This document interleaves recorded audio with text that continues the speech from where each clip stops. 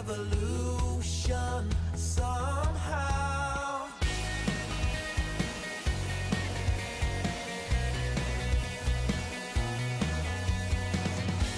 And love explode and bring the dead to life. A love so bold to bring a revolution somehow. Now I'm lost in your freedom, and this world I'll overcome. My God's not dead, he's surely alive. He's living on the inside, roaring like a lion. God's not dead, he's surely alive. He's living on the inside, roaring like a lion. He's roaring like a lion. Let hope arise and make the darkness hide. My faith is dead, I need a resurrection somehow. Now I'm lost in your freedom, and this world I'll overcome. My God's not dead, he's surely alive. He's living on the inside, roaring like a lion. God's not dead, he's surely alive. He's living on the inside, roaring like a lion. He's roaring like a lion. He's roaring. Let heaven roar and fire fall. Come shake the ground with the sound of revival. Let heaven roar and fire fall. Come shake the ground with the sound of revival. Let heaven roar and fire fall. Come shake the ground with the sound of revival.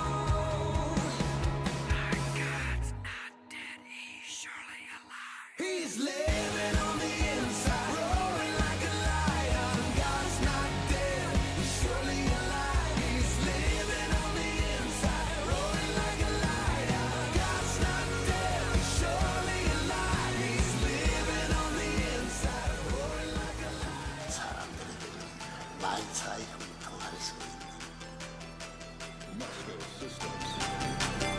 And the kingdom of God and his citizens are kings and queens that stand with the King of kings and his kingship, that rule with a rod of iron in peace, justice, and mercy. Citizens are ours. Now, the Rod of Iron Ministries, which is another offshoot of this church, This is a satanic antichrist devil. These are not real Christians. This is a cult. We're very much opposed to it. America, we don't worship government, we worship God. How many of you feel safer knowing that your teacher has a gun? All of you. We need to turn back to God. Not to be dependent on the government. Revelation 3:11, let no man take thy crown, hold fast to what God has.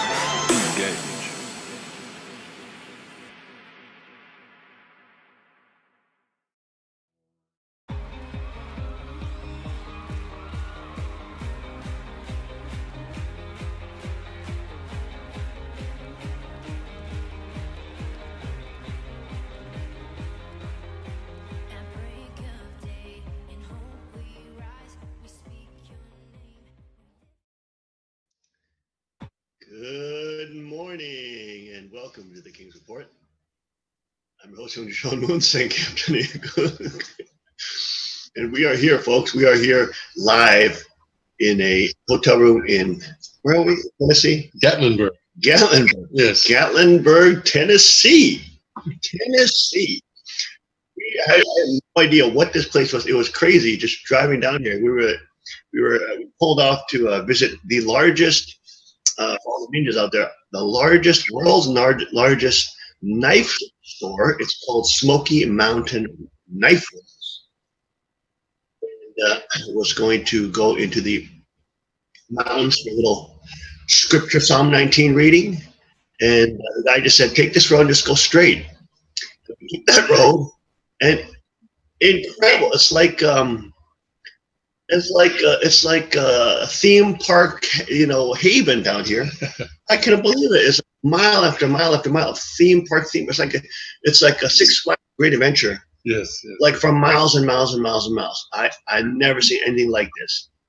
And lo and behold, this is what it's called. It's called Dollywood. Let's see that. Let's show this to everybody. Yeah, this is Dollywood is here. Look at this. Yeah, this is check this out, folks. It's called Dollywood. And apparently, Dolly Parton made this place famous. But there's hundreds of millions of dollars in this place. Yes. It came out of nowhere too.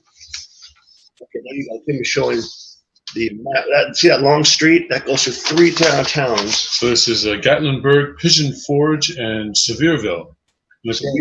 Dolly Parton is from Sevierville. Incredible. Yeah. Who knew? Who knew? Yeah. Unbelievable. Anyways.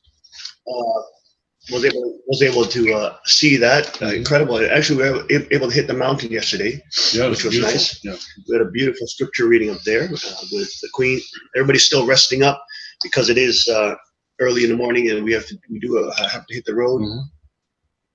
But it is wonderful to see y'all on the broadcast.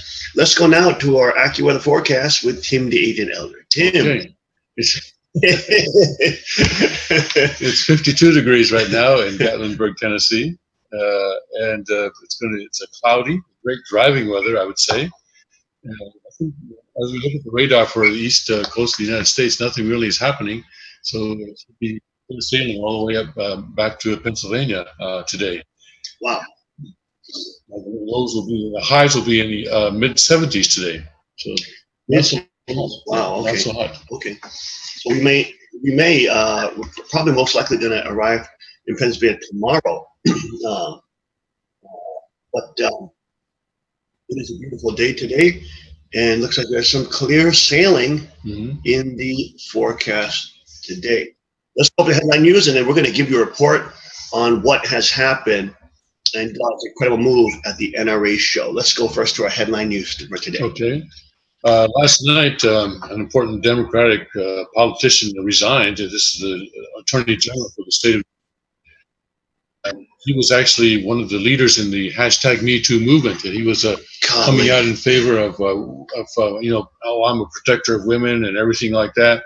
Well, it turns out that he's not a protector of women. Actually, he's an abuser of women. 4 women came out and said that they had been abused by this man. Schneiderman is his name. And but he says, hey, it was all role playing. They knew what they were getting into, but it turns out that he's into sadomasochism, S&M. And but one of the women said that he called her a brown slave and would slap her until she would call him master. She's a Sri Lankan woman. Yeah. That he was having an affair with, right? Yes. Golly. So that is sort of shocking the establishment this morning. So it's even transcending the level of affair. He's just like, okay, I've had affairs with these women, but you know what I mean? He can't deny he had affairs with them. I beat them up, but they wanted it, that kind of thing, I guess. Yeah. Oh, Lord mercy. Today, President Trump is set to make his decision to whether or not to scrap the Iran nuclear deal, and the expectation is that he will do that. Get rid of it. Yeah. Wow. The Europeans are very upset about it. Some Democrats are upset about it as well. Yes, the world government globalist centrists. They're very angry about it. And the Congressional Budget Office says that April was the best month in history for the U.S. budget. Wow. Yes. The U.S. budget. Yes. Wow, in history. In other words, the government collected a lot more money than they expected. Oh, okay. Yeah. Okay. All right. So there was a budget surplus. That was the largest budget surplus in the history. And now all of a sudden they're like Trump, huh? Now, those robbers. There's also a report that average Americans work more hours than medieval peasants. Hey, there you go. There you go. Maybe not as labor intensive though. Probably not. Yes, they didn't have these smartphones then. Brett Easton Ellis of Backlash Brewing against leftist hysteria says, and Ryan Murphy to tackle Weinstein, Spacey, and #MeToo anthology series. And the report that McCain is not expected back in the Senate. I think I was reporting this. What was it? Saturday, I think. That look at the articles being written. He's not expected to survive. And the first signs go up before the embassy and for the U.S. embassy in Jerusalem. There's fear of violence, though, connected with that. And that happens. And the STDs in L.A. are skyrocketing. And there's some kind of a freak ball. Some kind of fashion show. Yeah, somebody here dressed up as the Pope, and Katy Perry was dressed up as an angel, that kind of thing. Yeah, right. I'm sure. Fallen angel. She maybe they're right. She's a fallen angel. Yeah. Bondage mask with crosses at the Met. Yeah. Tom Brady roasted for his outfit. I've looked at this and I can't see why he would be roasted. He's got golden things on his lapel. Is that it? Okay, all right. Anyway, must be something wrong with it. Comcast had to make unsolicited offer for Fox, and 95,745,000 record number not in labor force as boomers retire. Okay, now it's coming. Social Security beneficiaries top 62 million people now. Yep. And if the tech team can show this a photograph of Hillary, she's got something in her back. Yep, she does. She does. Some kind of vest or brace or something. Yeah, maybe, I don't know. Could it be a tactical vest? I don't know. Kevlar vest usually doesn't jump. Right. Yeah. Something hard in there, yeah. Yeah, and it's, level 3 armor is going to be soft. Either that or she's doing wings. I don't know. Bat wings. Smog is also pouring out of her nostrils at the same time. And she says that she thought about leaving the USA after she lost the election. Well, that'd be a great blessing, wouldn't it? Well, she decided these demonic monsters. She thought about it, but she decided not to. Why is it always these feminists always decide not to leave? Venezuela so much, or they love Saudi Arabia. Hey, they love Saudi Arabia. Yeah. That's what they did, yeah. They can join Sharia law. Yes. Putin in Russia begins his 4th term. And Roseanne on the TV show is getting a Muslim neighbors worried that they're terrorists. I guess this is in the context of the fictional TV show. NAFTA talks enter their critical week with USA pushing a hard line. And Mexico deploys its deportation force near its own southern border. Down there. Exactly. Note the word border. Yes, they do have a border. MS-13 female ranks grow. Chinese banks now twice as big as USA's. And NASA testing commercial jets that tremendous. Quietly break sound barrier. Chinese banks, yeah. And there's a warning about a procedure that reanimates human brains after death. Controversial embryo experiments raise fears of cloning people. Never understood why people wanted to clone themselves. It's this lust for eternal life that they can try to get it. That they're trying to get it. In Christ, who said He's the way, the truth, and life. The Bible says very clearly in John 3:16 that God so loved the world that He gave His only begotten Son, that whosoever believeth on Him would not perish and have eternal life. And the Satanists know. These Satanists and these secularists, they know in their heart of hearts and their conscience, the Bible says that the law of God is written on our hearts. Okay, so we not know the law of God, we know God exists fundamentally, and it's like they want to escape that, but they want to escape death, because death is the one that makes us face the judgment. Which time for God, and everything is seen. Our whole life is seen. Like a kind movie. They can steer that. They don't want it. They don't want to go there. They know it's like this. Most wicked people are into this. You know, like this. These super billionaires that love creating totalitarian regimes and funding, you know, evil and centralized power worldwide. These are the kind of people that are lusting after eternal life on this earth because they don't want to meet. They don't want that final judgment day. They're not too excited about what God will say about their report card. Oh Lord, it's crazy. Speaking of final judgment day, there's fire and brimstone in Hawaii. Wow, it literally looks like fire and brimstone. It does, doesn't it? Look at that. Yeah.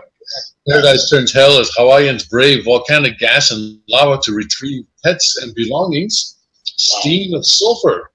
Oh Lord, sulfur. You know, brimstone in Korean is translated to sulfur. That's kind of interesting. I can't remember the word. My queen knows it. Yeah. Republican nightmare looms in West Virginia.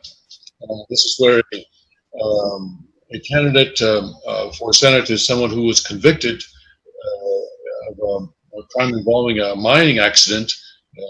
He's getting a lot of votes, but President Trump says, don't vote for him, please, please, please, please, because he cannot win the general election. So he's afraid that something similar to what happened in Alabama is going to happen again in West Virginia. Pennsylvania, we lost too. And who's that guy that won as a Democrat? That guy, he was actually a military vet. He was a Democrat. He was running on Wolf. No. Oh, you're referring to the 17th, the southwest corner of Pennsylvania. Right, one of the corners. Yeah. We lost. Yeah, and he's going to run again in the midterms. Because they mixed up all the congressional districts. Oh, so yeah, now those So those two people are now in different districts. So they can each have their own district. Isn't that nice? Outlook for vital southwestern river remains grim. Smashes heat record. Pence swears in a gay ambassador. This federal judge rightly rebukes ruler for questionable tactics. This was a judge last Friday who took the ruler to task for what he's doing on the investigation, saying that he's not interested in justice. He's not interested in finding out what Manafort did. He's just interested in pressuring Manafort to give up some dirt so that he can get Trump impeached. And the judge was quite angry with him, and the probe itself is in jeopardy as witch hunt accusations play out in court. And there's a report that Trump grows frustrated with Giuliani as Stormy Daniels' drama rages on, but there's also another report that denies this. So, and Kathy Griffin says she's been placed on kill list. After holding that effigy of Trump. 100 species discovered as she was in a victim modality. Yes. Trying to get a little sympathy for her, by the way, illegal act of holding a beheaded head of the president. 100 species discovered. Brain dead idiot. 100 species discovered as scientists find a new ocean zone. At 100 feet, we're finding a new ocean zone? Venezuelan soldiers deserted droves with presidential election ahead. Guess he's not paying them. And we should embrace Mediterranean or Nordic diets to cut disease, World Health Organization says. Those are the headlines on Drudge this morning. All right. Well, you have to forgive us, everybody, because we are working on our handphones, our cell phones here, because we have a computer set up here, and then we have the handphones that take a look at the news. Tech team, let's cue that in my Instagram here, out of my ministry on Instagram, and I'll take everybody there right now to now get into some of the incredible things that have been going on. How's the volume in terms of tech team? Just give me a thumbs up if you can. Okay, they say good volume is good. But folks, what an incredible, incredible, incredible time at the NRA show. We just knew. I was praying very strong for the last couple of weeks. Father, how we're praying about the events that are coming up in a year or so, about the next blessing, etc. And just asking Father, please guide us, because we have all this leftist media trying to destroy us and smear us. Worldwide, the largest established media in the world is trying to write slam jobs on us and smear and stain and destroy. The Bible says Satan is like a roaring lion that is there to steal, that steals, kills, and maims, and destroys. And you can see it. One of the largest force on earth that is involved in has an immoral system of stealing. That again is centralized power and centralized government. What is the largest force on earth that maims and kills? Again, it's centralized government.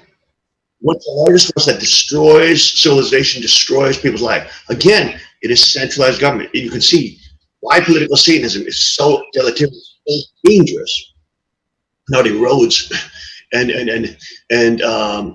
not only stultifies, but erodes and destroys, breaks down, completely makes collapse and disintegration out of fruition and prosperity.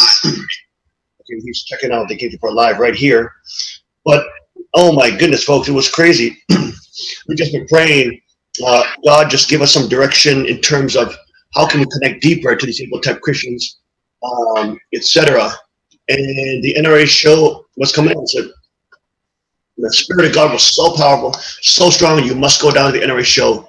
God is going to set up paths, and the Bible says, Christ is a light unto our path and a lamp unto our footsteps. I'm sorry, lamp unto our path and a light unto our footsteps. An incredible way. Well, that's a great metaphor, because it shows you that Christ and God does not show us the whole way. Does not show us the whole road down to the kingdom. We know our final destination point. We know the kingdom. Thy kingdom come, thy will be done, and we know the kingdom is coming. But all the steps in between that, we don't know, because we're still walking in a world of darkness. We're still walking. The Bible says, we fight not against flesh and blood, but against principalities and powers, rulers of the darkness of this world and spiritual wickedness in high places. Again, you see, rulers of the darkness of this world. There's darkness here. There's rulers here. There are globalists here. There are centralists here. There are political Satanists here. There are elitists and George Soroses and Hillary Clintons and these evil and Hollywood and media and Silicon Valley and all these giants that loom over us, creating literally a beast system that is able to surveil you, a beast system that is able to monitor you, a beast system with algorithms that is able to simultaneously calculate what you're going to do, what you want to buy, what you're interested in. So this incredible beast system, and then everybody's put onto this grid where everybody's monitored, everybody's not only surveilled but followed, tracked. Your smartphone, quote, smartphone device is actually a tracking device. At the same time, it is a radiating device. So that's why we see the increases in brain cancer. What's it, like 600% increase in brain cancer? Unbelievable increase in brain cancer. And when they move, this is 4G right now, when they move to 5G, if they have cities with 5G, you're literally getting microwaved, you're getting irradiated. I mean, it's like you can't see the microwave, but it would literally be like being in a microwave where it's radiating your whole body, and you're getting cancer tumors that are starting to gestate and grow because you're being hit with all this invisible radiation, which is absolutely destroying your body. So Wi-Fi, of course, is a convenient way for us to access smartphones, etc. And more cities are being put on the grid, but these invisible microwave, waves are deleterious to our cells. They're beating up our cells, they're slamming our cells, they're frying our cells, they're radiating our cells, which then can metastasize into cancer. That's why we see these huge developments of cancer with the cell phone. If you're using like that, you see developments of brain tumor right near the ear, etc. So absolutely incredible. But we're in that kind of freakish dystopian world where we're being lulled into this dystopian beast system that then, of course, we're all integrating into and plugging ourselves and sinking into through the use of convenience and, of course, the information that we can gather. So I'm not saying that it's, you know, that having a smartphone is going to send you to hell, or is the mark of the beast. But of course, it does give us tremendous ability to be informed about things around the world quickly, to see different appearances and opinions, which of course the left is trying to shut down, especially because they are the communist terrorist party. They are the communist party of the Americas. They would be likened to the brown shirts. They would be likened to the Mao Zedong Communist Party. They would be likened to the Stalinist Party. They would be the Nazi Party, etc. They are the complete party of control. And of course, as Jan Bongino said on Mark Levin the other day on Fox News, so we saw Jan Bongino. He was doing a live broadcast when we were at the NRA show. Awesome man. He's an ex-Secret Service agent, etc.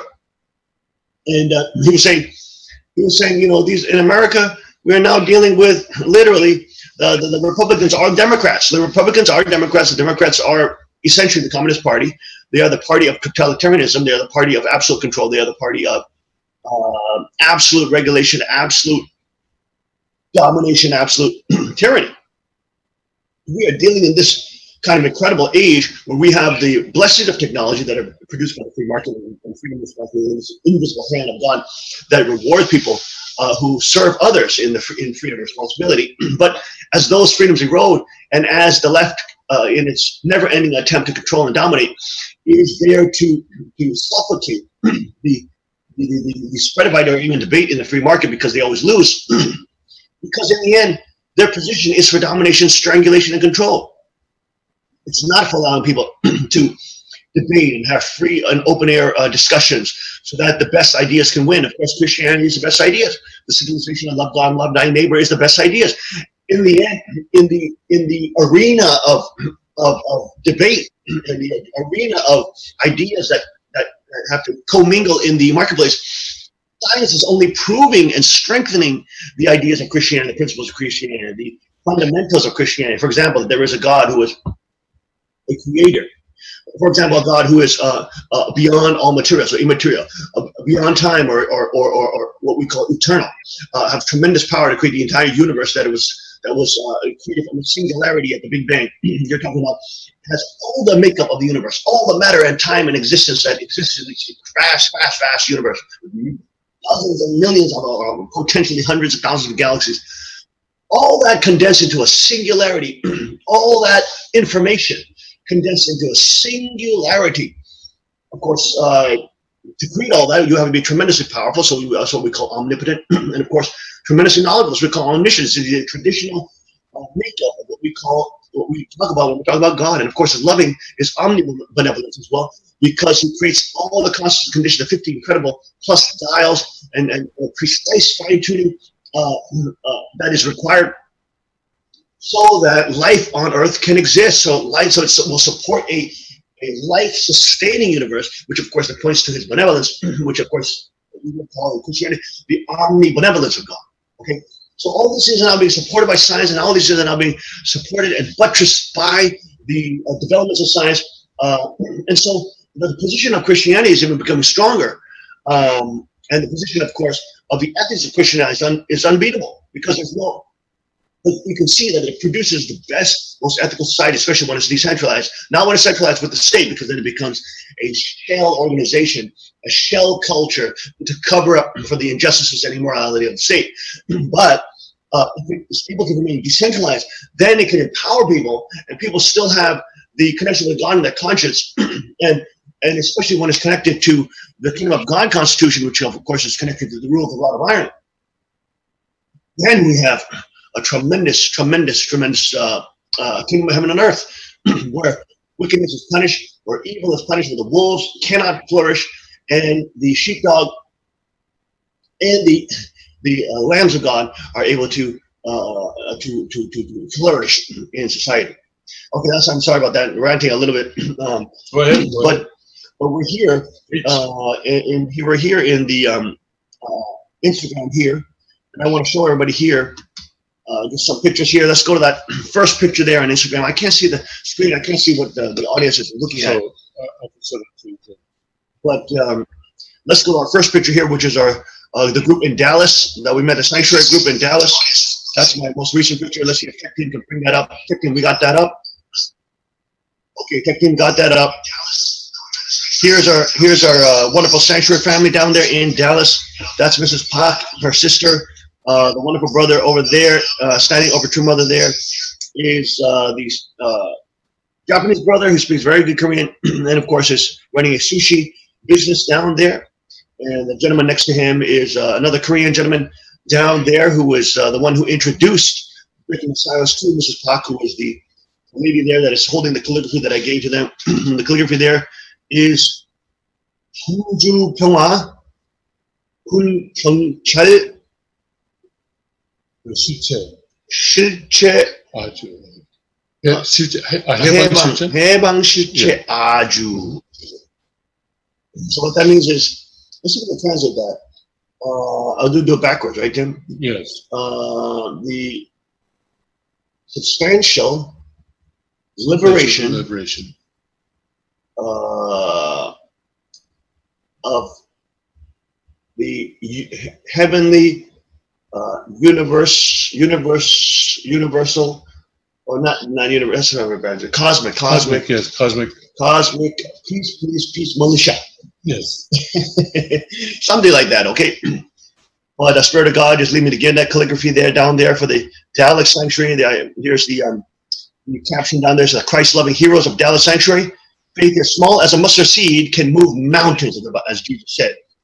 And they are a small group, but they are an honorable group, and they are a loyal group to Father and His authority, and of course to His bloodline and the true line of kings on the earth. So we're so wonderful we're so grateful to be able to meet them, and to, of course, spend time with True Mother. She's going to spend time down there in Dallas with her. That's her, by the way. That's her spiritual daughter, Mrs. Park, who's standing next to True Mother right there. I hope that's on the screen for everybody to see. This is the screen. Okay, that's the screen. Okay, but that's True Mother's best friend, like literally best spiritual daughter friend in the United States. I mean, they've known each other for more than 50 years. 50 years, yes. Incredible. They've known each other more than 50 years. Yes, and the spiritual daughter was a senior in high school. Oh my gosh! My brother witnessed her. Going to the church. Yes. Isn't that amazing? Like they were so close that she was actually planning, even before all the Han Mother betrayal happened. She was already planning to have True Mother, who was Mrs. Khan at the time, live with her when she was retired. Yes. But who knew? The Spirit of God moved True Mother here to come down here. Tim was able to attend her down all the way to Dallas, Texas, 3-day driving. She arrived safely, and she's so happy to be with her most beloved disciple and a spiritual daughter. I'm so happy there. Her energy was great. You know, but that caption, faith as small as mustard seed can move mountains. You know, she is there with just 3 other families there in Sanctuary in Dallas. Well, the Korean, the Bregmans and the other, there's American families too, but the Korean families are 3. Yes, that's right. And we had a great time with Tammy and Kevin. What wonderful patriots and wonderful saints down there. Sanctuary of brothers and sisters, heroes again. These people, folks, we got to remember how precious our sanctuary brothers and sisters are. The ones who stood for Father's authority, especially when it was so difficult, they were slandered, smeared, and besmirched, and persecuted, and ostracized, etc. You know, they literally had to commit putty kitty, at least socially, right? They had to literally separate from all their friends and the people that they respected and all this kind of thing. And I have another picture of Tammy and Kim Brooklyn. Let's go to that picture. Let's see if they can pull that picture up. Can you picture? It's right next to the Black Rifle Coffee photo. Tech team and we're standing in the shot show right there. Let's see if they can pull. No, that's not. That's with Ted Nugent. Don't pull that up yet. No, that's the wrong one. But you got to go to the main page with the Instagram and go down next to Coffee. Black Rifle. Okay, looks like they queued that up. And there is Kevin Brugman with Tammy Brugman right there. Great patriots down there. Great to spend time with them, have lunch with them. They joined us there, as you can see, at the NRA show with their NRA membership. Wonderful family there as well. they're truly lovers of God. They love, they of course frequently attend many evangelical churches and reach out there, but lovers of God, lovers of True Father, lovers of Christ, lovers of God's work and dispensation, lovers of people. They love people, and that's what's emblematic of people who love God. We love people. We love people. Now, we will speak out against evil and wickedness. Right? Richard Panzer, of course, has been speaking a lot about Harvey Weinstein, how wicked he is, and of course, evil, demonic, soulless, maggots in the eye sockets, skull-faced wife who is maybe beautiful and attractive outside, but she's decrepit and she's sold out to Satan, and she's completely wicked. She's an enabler of a rapist and a sexual assaulter. She's literally Hillary Clinton in a skinny body. Complete demonic, low-quality woman. Totally arrogant, narcissistic, soulless, feckless, self-absorbed, snakes coming, serpents coming out of the mouth, black smog foaming at the ears and the nostrils. I'm a complete wicked demon. Complete wicked demon. I don't care if she looked good. She's a wicked demon, because real men don't just see the external and say that's a hot girl. We see what the character of that person is and say that's a low quality, soulless enabler of evil and wickedness. She is a complete demon that walks the earth, and of course was enabling and protecting Harvey Weinstein and his predatory habits, of course, and enabling all this wickedness. And she was kind of like this little, she was kind of like the smoke screen, or like the fake marriage that she would present Harvey Weinstein. Oh, he's a good guy, he's married. Oh, yes, he's so faithful.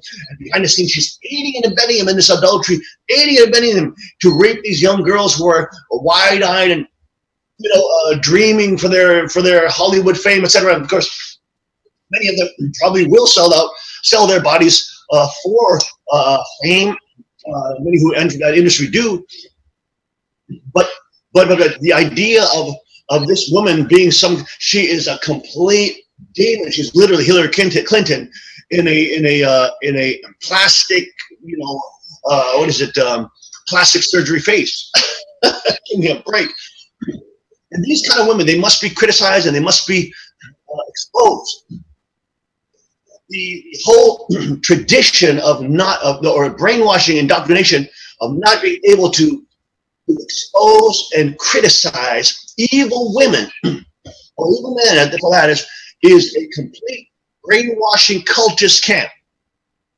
And good people, the people of God, must be able to divide between good and evil. The Bible says, in the end, it will be like evil is good and good is evil. People will be confused, and there will be confusion, right?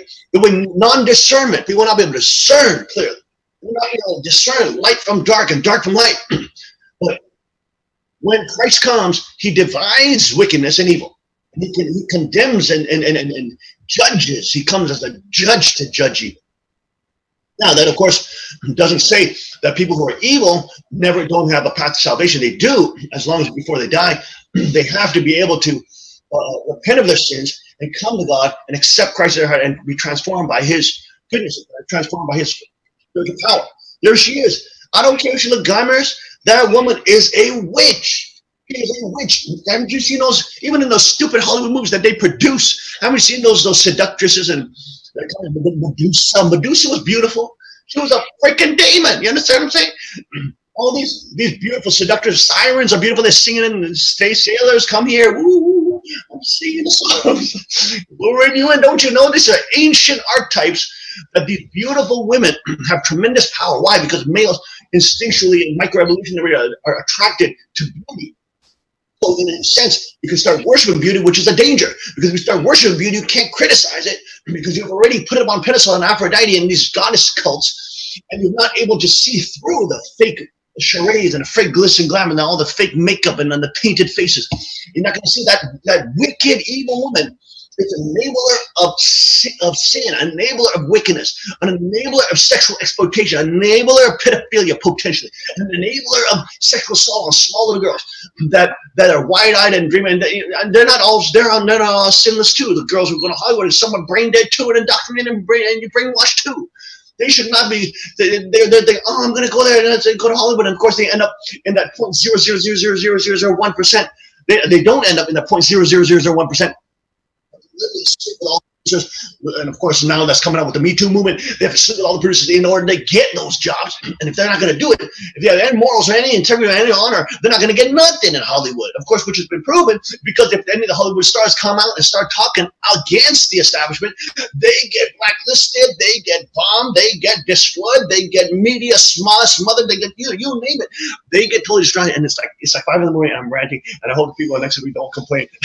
I think that's your room next door. That's right. That's right. We have both sides here. We have both sides, so we're kind of the Queen may complain. Oh Lord, but this is just unbelievable. Anyways, the point is, compare that to the high quality women, the godly women that are truly beautiful. Truly, they're glowing. The godly women are glowing. They may have a concealed carry holster on them, and they may be wearing jeans and a pajama shirt, but they are glowing with the glory of God, because the Bible says, Jesus said, "Be as lampstands, lamps, on top of the hill. Be the light on the hill." They have light. They're not sold out. They haven't sold their soul to Satan. They haven't sold out to some establishment in some kind of in-group, which they believe will give them some kind of worldly power, and then they can, like a craven, like some kind of kraken, can loom over everybody and rule everybody, feel their tremendous power as they collude with the most wicked and evil and selfish and decrepitly disgusting and spiritually ugly and morphed and disfigured George Soros type individuals. I mean, this is the type of evil that they're colluding with. Okay, but let's go back to the Instagram here. And of course, Kevin Brigman, Tammy. I mean, these people are beautiful. You know what I'm saying? The people who love God are beautiful. They are shining with beauty, shining with gorgeousness. They're shining with strength and power. I mean, they're not whores to fame. They're not whores to power. They're not whores to any of the form of idolatry.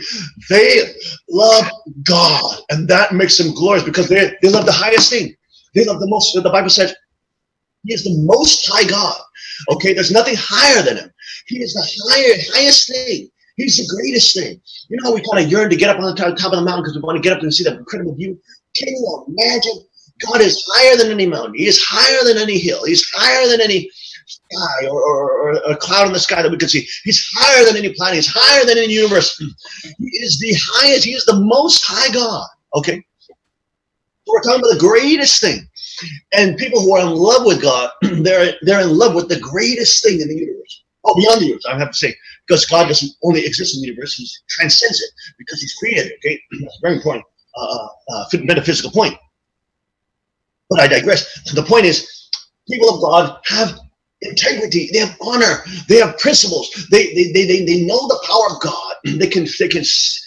Their life is guided. They have purpose. They have real purpose.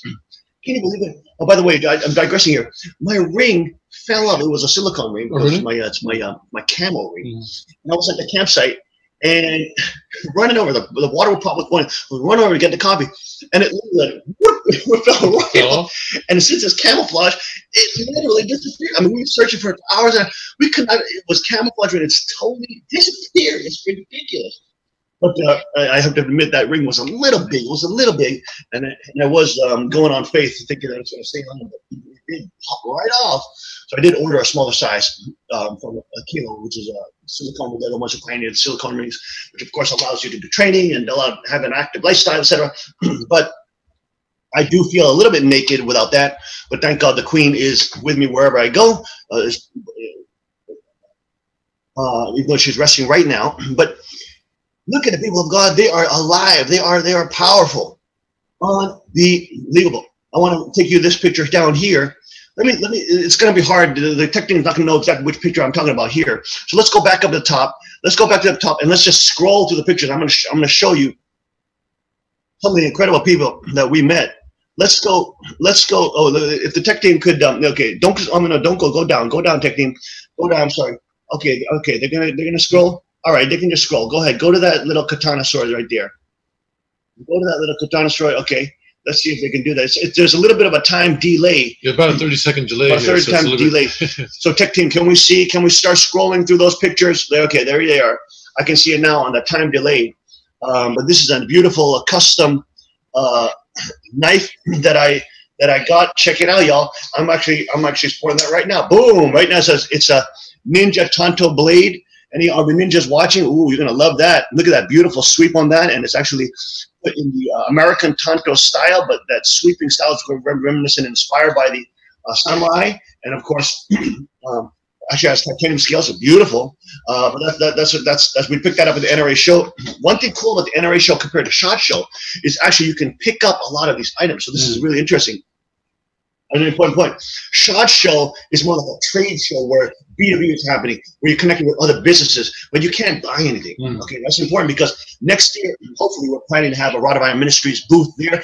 We have the no-gi system. We got the Kingdom of God, on heaven, on earth, as it is in heaven crest right here. Boom. You know, we got the patches. We got the shirts. We got Reverend Lee in Korea is helping us make just regular standard shirts and hoodies. You're talking about the NRA show next year? Yeah, the NRA show next year. You got to be in Indianapolis. Got to be in Indianapolis. So we're hoping to actually have a Rod of Iron Ministry booth. There's a huge gaping hole. There's no ministry out there in the NRA show, which is crazy. Who's preaching? Who's ministering to the Second Amendment folks? Who the real able type folks who protect sovereignty worldwide, really, because America's last frontier in terms of really having the right to bear arms and to be able to have a citizen militia. There's no place in the earth where they can do that. No place on the earth. Okay, but the point is, the reason why I show this is because you can actually purchase items there. Of course, everything's on sale because they're supporting NRA lifetime members and or people who are part of the NRA. You get that NRA discount. It's fantastic. But anyways, the point is that you can actually sell items there. So we can do a little fundraising. We're going to have the ninjas there hopefully next year out there working the booth and meeting people and checking out. Maybe we can all be in our no-gi outfits, you know what I mean? Our training no-gi, because we got the cool new outfits, the red panels which symbolize the blood of Christ. You know, we got a little explanation of course, the Tony mark right here. And I was praying about the Tony mark, what's the best way to explain that? And of course, if you look at biblically in the book of Revelation, Tony mark almost looks exactly like what the New Jerusalem looks like. So the easy way to explain the Tony mark is actually that's the king. Obviously, it's the center of the kingdom of God, which is the New Jerusalem, because it has the 4 walls, it has the 12 gates. Okay, it has the center, which is the light of Christ that's spreading out into the world like little rays of sun. I mean, you look at the Bible and the explanation of the New Jerusalem that descend out of heaven. Not only do we see that in connection, we also see that in connection with Revelation 3 and 12, which the Bible says, "And he who overcomes, I will make ye a pillar in my temple, and I will give you the name of my Father, and I also give you the name of the New Jerusalem, which descendeth out of heaven, and I will give right on top of you my new name." Okay? So it's also connected to the new name of Christ. It's connected to the temple of God. It's connected to the name of the Father and the name of the new city, the new Jerusalem, which of course is triangle. And of course, it symbolizes all that in the Toniel symbol. Isn't that amazing? And that's an easy way, of course, as just explaining it as a New Jerusalem, to explain it to Bible-believing Christians, etc. But hopefully, at the next year, at the Rod of Iron Ministry booth, we could have bullet crowns. And we could sell the bullet crowns. Yeah, we could fundraise with bullet crowns, Mr. Tashiro. That is a business opportunity. We're gonna have the ninjas make them up. And we could sell this as a fundraising opportunity. You know what I'm saying? And we could have, we're going to support the normal Christians too. So if they want to get the cross, they can get the cross on their bullet crown, or they could get the New Jerusalem on their bullet crown. You name it. But then, I was planning, and Tim was asking. I saw you asking on the other broadcast the other day that you were saying, "Will the king wear the bullet crown during the NRA show?" Yes. And of course, I did not. But honestly speaking, I think it's the Spirit of God that moved me not to bring it, because I just packing all this stuff real quick, etc. We ended up not bringing it, but actually that worked out better because now the leftist media is covering us. The Washington Post. There's a new thing coming up on social media, of course, coming up on A&E. Yes. But of course, I will show you that a little after the break. But of course, a program at A&E is going to be covering us. That was the $1 million stage setup that they brought, which is also production, etc. They're already doing the teasers, which we'll show you. But the point is, all this media attention is going out, and the bullet crown is becoming well known because that's totally unseen in the world.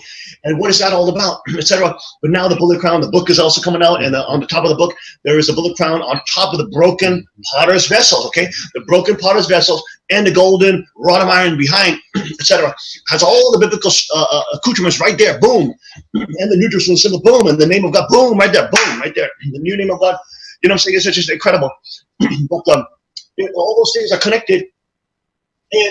And if I brought the bullet crown now and was walking around, people would be like, what the hell is that? But now, in terms of a next year event, in terms of NRA Indianapolis, people have already seen us in the Washington Post. They would have seen us on Stalin Production. They would have seen us, and so what? Yeah, some people are going to hate us. Some people are going to say we're heretics. Some people are going to say, the crazy and nutbags, etc. But you say if a program goes on to A&E or the Washington Post, etc. You say you're probably a couple million people will see that. And out of a million people, what's 1%? That's 10,000 people. Boom. What's 10%? That's 100,000 people. Boom. So all publicity in this internet social media age is good publicity, because it allows people to get exposure to you and connect with you. And you may have the vast majority of people say they're crazy, I'm not going to, but you may have a 1% or you have 5%. That's 50,000 people who can connect to the providence, and they will be the right type, because they were able type people that believe in a Second Amendment. They believe in that principle even beyond the American Constitution, and know that it's a fundamental right in the kingdom of God. They know that their spirit sings out for that, and the people in the gun community, they are the ones who understand this clearly. They are the ones who understand force. They're the ones who understand the dominion of force and why it must be in the hands of good people. Why told the interviewer who was interviewing me for Shaw's Media, it is a decentralized dominion of use of force. Okay? Elizabeth Vargas. Okay, she tried to throw some loopholes in me, some curveballs, etc. I didn't fall in none of those traps. But the point is, I'm not bragging or anything. I'm saying. The people who will see that thing, okay, fine. The liberal lunatics, when they see it, they're going to be like, oh, these people are crazy. Of course, because you're never going to change them. Even if you believe in normal conservative values, they think you're crazy.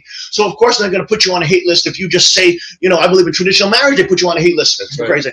I mean, these people are totally nuts. If you don't support transgenderism, if you don't support homosexuality or the upcoming pedophilia, and the raping of young children, especially what they're trying to protect people. But they're actually activists that are saying that they want to support pedophilia. The pedophiles are in prison for doing nothing wrong. I mean, this is insane. This is the type of insanity that they're driving us down. And if you're against that, you're hateful. You're a bigot. You're homophobic. You're transphobic. You're any which label is smear campaign they can do upon you. But I mean, that's if you're just a normal conservative. Of course, they're going to hate anything that believes in God, anything that believes you believe in Jesus Christ. You're a terrorist in America now. To some people, to the majority of the left, those extremists on the left, you are a terrorist if you believe in Jesus Christ. If you do the JC symbol, boom, oh yeah, everybody understand the JC symbol. You probably don't know what's going on here, but you will see us in some of these pictures, right? With the ninjas and some of that. We have our symbol here, and what does that say? You can see it's a J and a C. It's a J and a C.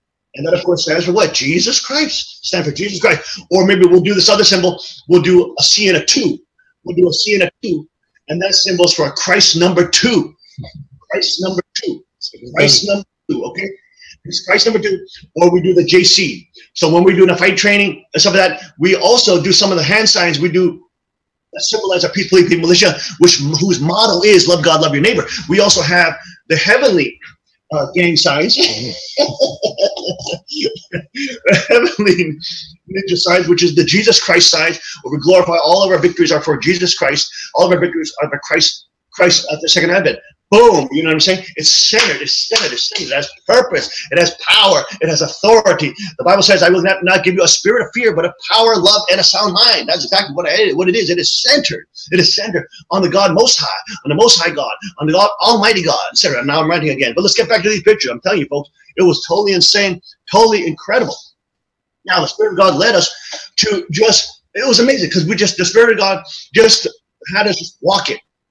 Of course, we started the car booth, and thank God for Cook Jung. Oh my gosh, he's continuing that foundation that Father blessed him with, and of course that he innovated and created since he was a college student at Harvard University, fighting with Larry Summers, who was his main economics professor, by the way. He was in the economic department, and they would fight all the time, boy. I think Larry Summers did something providential, because he stimulated and just only strengthened and only a fortified Cook Jones belief that these people are totalitarian, authoritarian control freaks, and that they do want to disarm the public, and they do want to rape, ravage, and pillage you, metaphorically, but in the future, that would be actually physical, because they can get away with it. The elitists in all these totalitarian countries can get away with raping women. You know, look at North Korea. They have these pleasure palaces where they're from the nation, the most beautiful girls. They just take them and they just put them in this pleasure palace. They have become whores for the establishment, whores for the the leadership. This is literally what it descends into. Look at Maduro and Venezuela and Cuba and Castro. It's all these communist countries, and look at Stalin. Look at the imperial powers of the UK, etc. You name it. There's tremendous sexual sin because there's a consolidation, centralization of power, and when you do that, you're able to gather tremendous resources. And what attracts the resources is wicked, predatory things that want to get those resources immorally. They want to get those things immorally, not morally, immorally. And because they're already hell-bent on gathering these resources immorally, they're already now going to satisfy their other immoral, craven desires, which of course for most of the men in power are going to be sexual. For most of the women in power are going to be based in power, etc. You name it. These kind of things are incredible, but if you think about it in terms of the NRA show, this is the highest concentration of able-type people that don't like that system, that don't like those kind of things, that don't like the political statements, and they stand against it.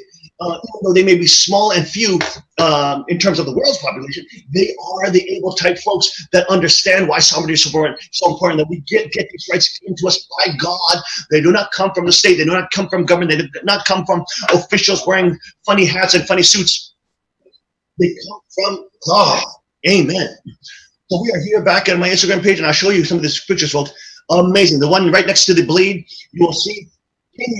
You all know who this is. You all know who this is. This is Ted Nugent.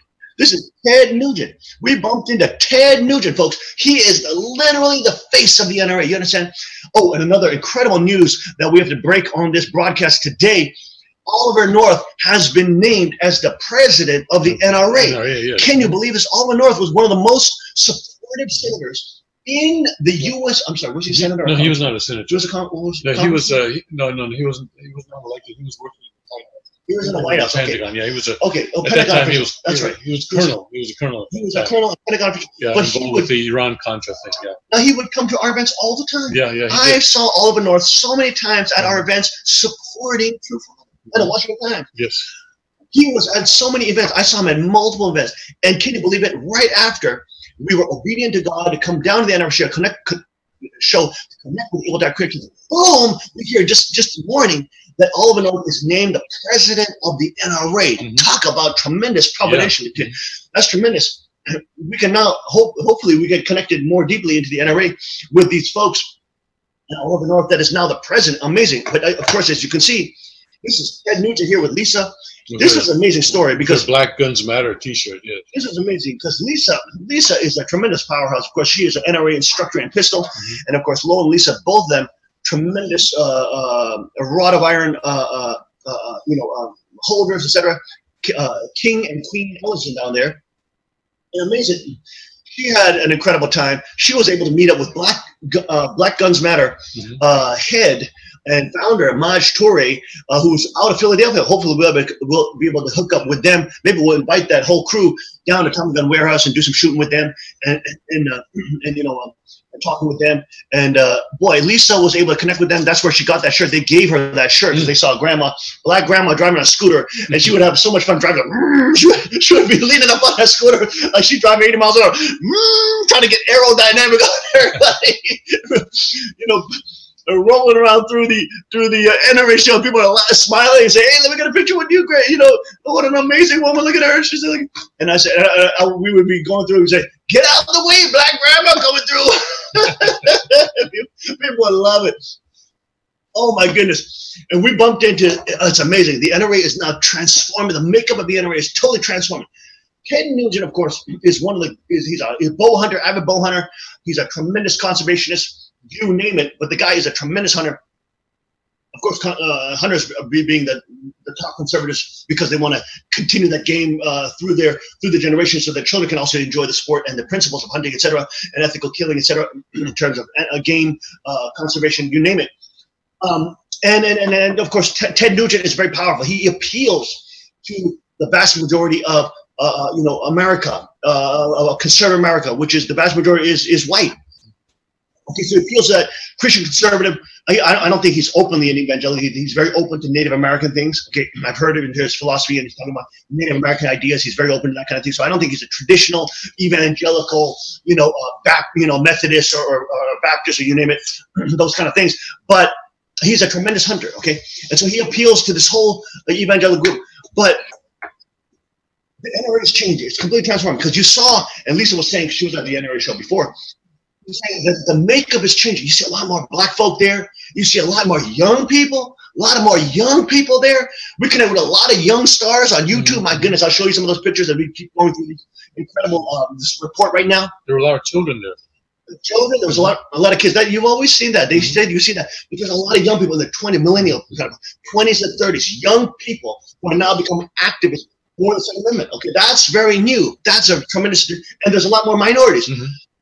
Now, there were some Asian, I think we saw some Asian people, but we saw a lot more black folk that were there. No, don't go down all the way. You can see what I picture with him. No, don't stop scrolling down all the way, tech team. Stop getting in front of yourself.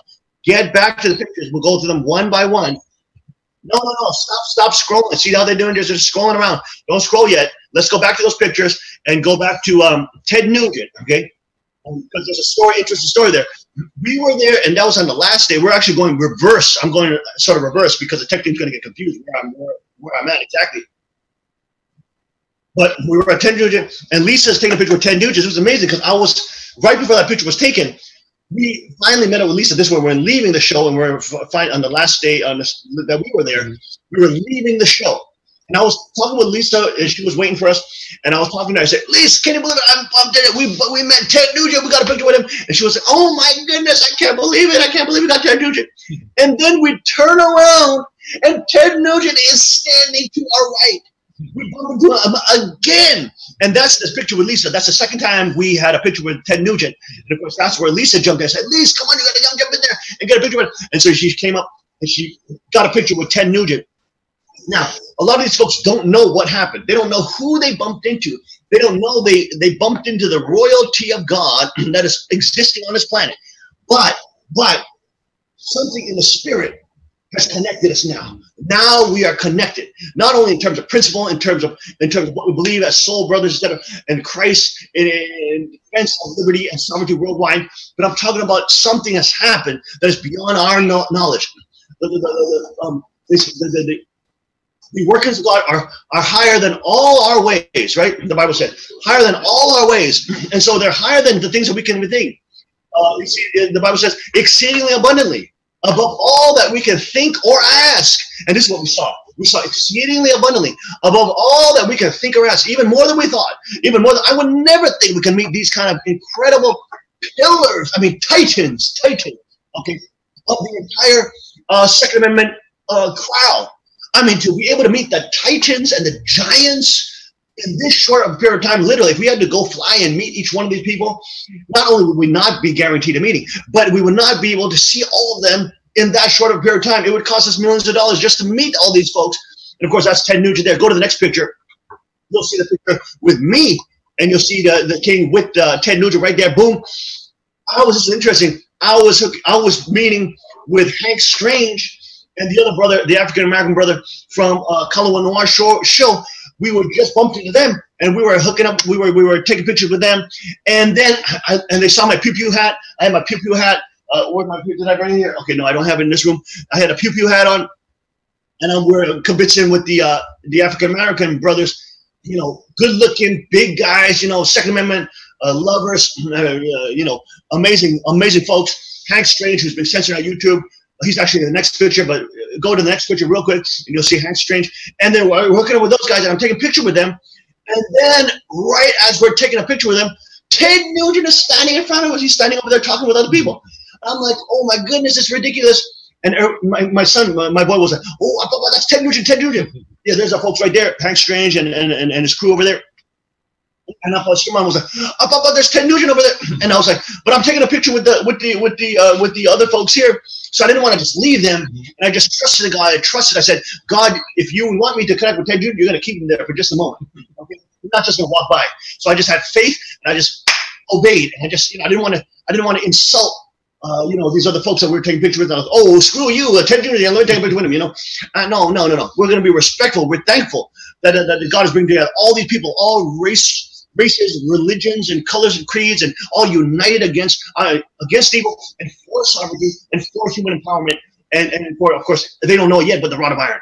Okay, the rule of rod of iron, which of course is the kingdom of heaven. These people will see it very quickly. That's the kingdom where the predators cannot succeed because the lambs have become sheepdog.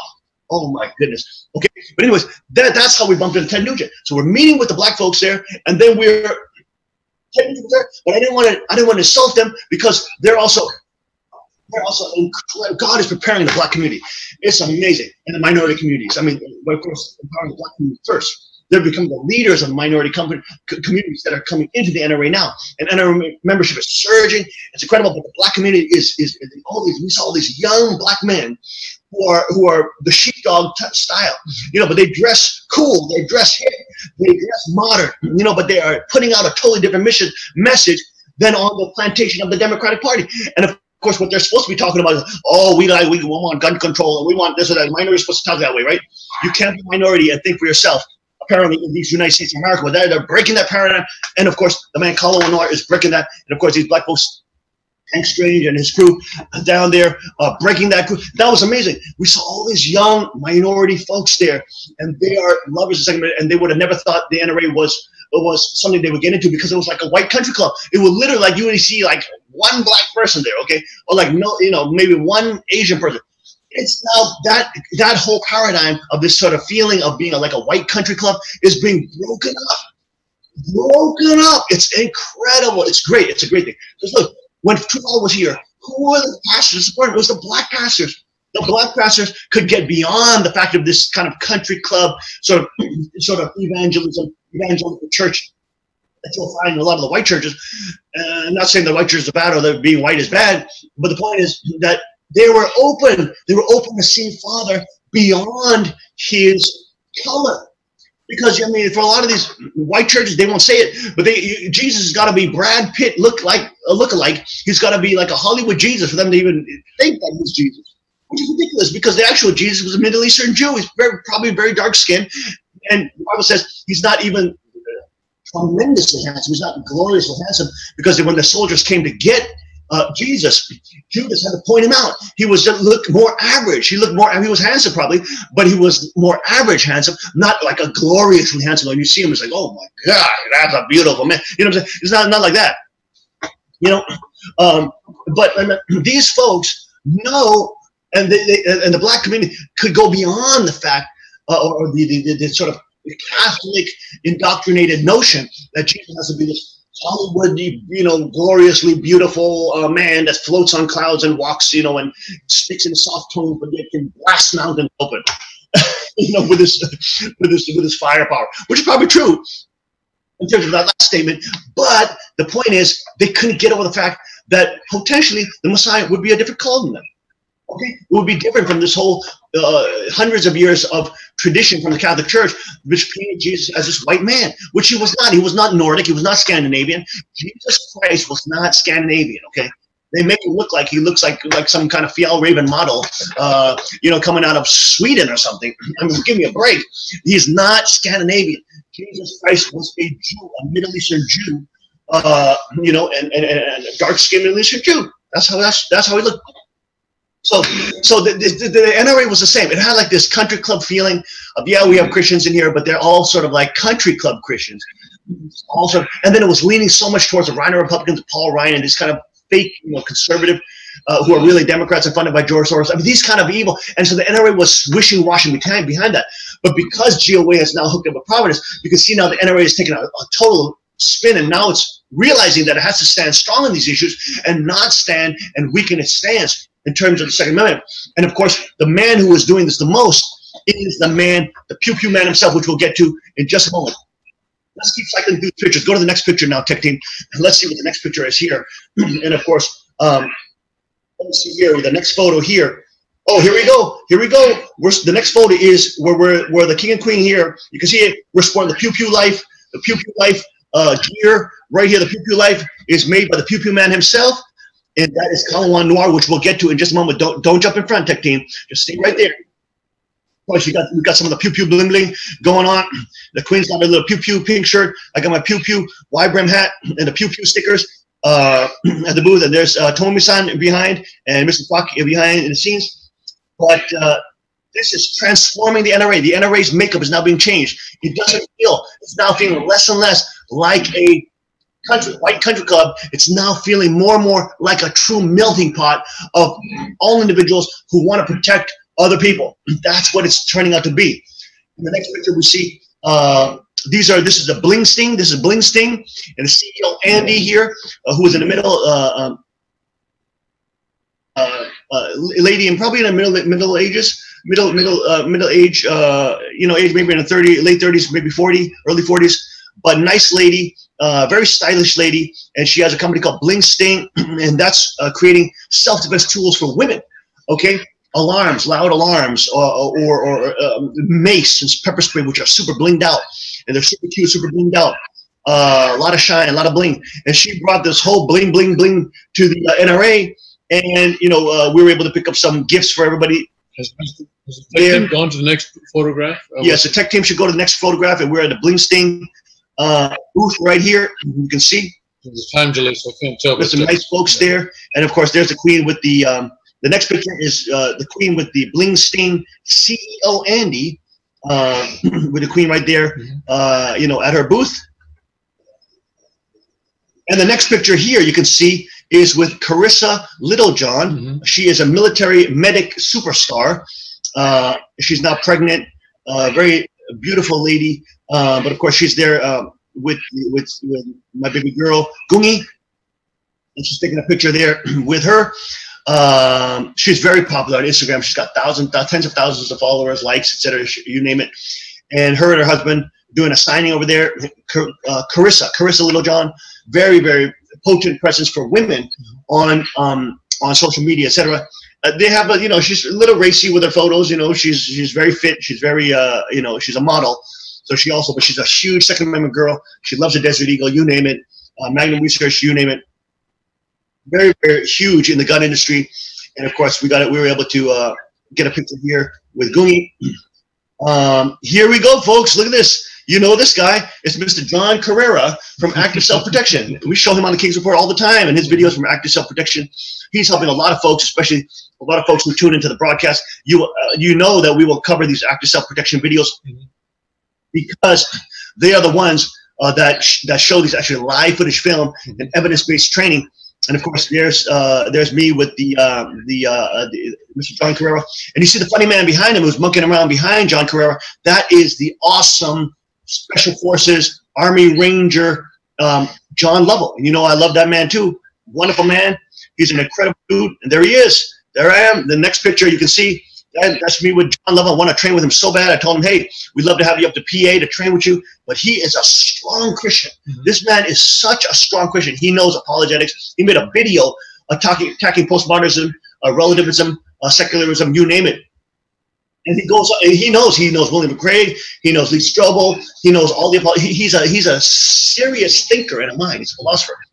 His whole training society is called Warrior Poet Society, because he sees Jesus as the real warrior poet, and he calls Jesus General Jesus because he was an Army Ranger Special Forces guy. The tech team needs to go to the next picture in this. Yes, I think there's a 30-second lag over here, so they probably went to the next picture here. But that next picture, of course, is John Lovell. Man, this guy is a cool dude. We love him. I'd love to have him train up there, train us in rifle and pistol, etc. You name it. But again, we're able to hook up with these folks, and this is what's so amazing. We're able to hook up with these folks. We're able to get our face, and they're able to see us. Okay, they see us. I was probably the tallest Asian man there. I did not see a tall Asian man to me. I'm tall, and True Father would say I'm good looking. I don't know if I say that, but True Father would say I'm good looking, and I have good genes. I know that. I know I have good genes. You do have good genes. I have good genes and a good bloodline. I know that. I got a good bloodline. But we were hanging out with these folks, and we connect. Now, when they see the articles in Washington Post, when they see the articles and the shows on A&E and Schlauser, when they see the thing with the bullet crowns, they'll say, "Oh, wait, I met that dude. I met that dude. I remember that guy was tall. He was a big Asian guy. Yeah, we met that dude, man. You met that dude. Oh, he's this guy. Oh my gosh, I can't believe it." And then they're able to see, they connect the dots. Okay. Then next in our show, they're gonna have remember that, and they see, "Oh, I remember you, man. Oh yeah, you're the crazy dude with the AR-15, and golden AR-15, and then with the gold crown." Now, some of them will probably not like us because they may disagree with us theologically, but they're gonna agree with us in the Third and Second Amendment. And the ones that are unchurched and that seriously need God in their life, who God, the Holy Spirit will touch them. They will touch them. We don't know who will step forward and who will get connected with Providence in a deeper way. Of course, here we go. Here's some pictures of the Queen and my son and daughter. And then we're moving to the next picture right there. And we got some cool tack patches over there. Patching up, hashtag People hashtag Peace Warriors. Hey, that may be a cool hat. Hashtag Peace Militia. That's a cool hat with maybe an AR-15 or maybe a New Jerusalem Tony mark on there. You name it. But there we are with the patches on and cool bags. Pretty dope. Okay. This is the next picture is the co-host is Darren. This is Darren from the Column 1 Noir show. Another co-host with Column 1 Noir, and that we were able to bump into. We bumped into all these folks. It was amazing. If we had a line to even meet these people, it would be impossible to meet them. Impossible to meet this many pillars of the gun community. The next picture is there. Next one. Here we go with the. We're rocking the olive green. Rocking the olive green. Hashtag Peace Militia. Hashtag Peace Warriors. Right there. Boom. And that's in the parking lot, walking to the event right there. Boom. Next picture here. Oh, I'm sorry. That's right. I forgot. Mr. Lee Titus joined us. Lee Titus and the Titus family kingdom came down to see us. They actually arrived a little late. We hoped that they would arrive for lunch, but I guess they arrived a little late. They were around 4, and we already had left the venue at that time. So they joined us at a campsite. They drove out, joined us at a campsite, hung out with us, had dinner with us. The Queen made a wonderful meal. What should we make? Some spaghetti or something like that.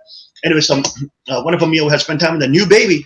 Look at that new baby and Lee Titus. Had some incredible trials and tribulation as he got down there in Texas. But the hand of God is over him, protecting him. And of course, because he was a veteran, he's able to get that care and support from the veteran community and administration. So I told him, hey, you came out of Texas, you didn't die. That's a good thing. So Lee Titus and the Kingdom family right there. Boom, in that picture. Great to see them, folks. And of course, the next picture, we see the Black Rifle Coffee Company. Boom, I got some matcha on that. I know that's sacrilege. That's probably sacrilege for them. They're probably going to want to kill me because of that. They may want to assassinate me because all those guys are former special ops guys. So we know they can kill people. I don't think they will.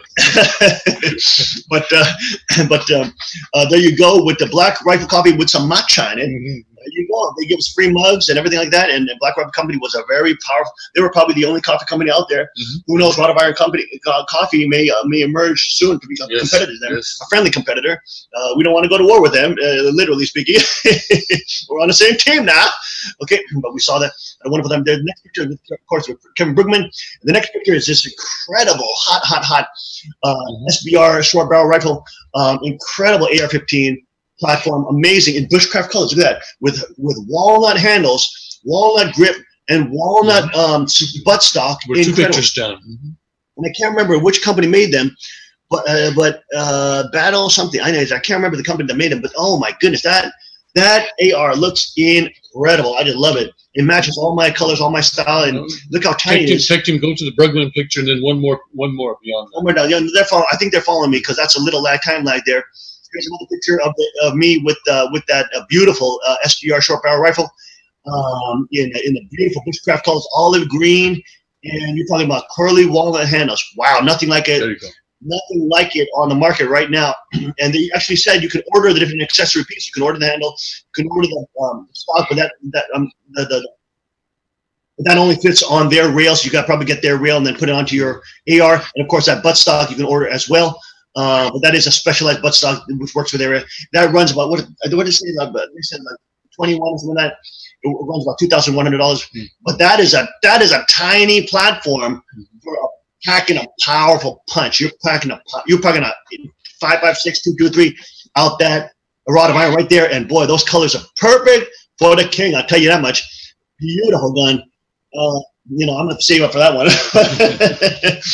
But it is a beautiful. Look at me. In that picture, I'm like, woo, Lord mercy.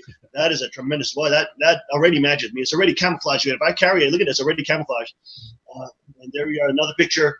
Look how small that little rifle is. One of the ones where you see carrying this how gun. small that is. It's unbelievable. Let's see. Carrying the BFR. Battle Arms. There it is. Battle Arms is the company it looks like.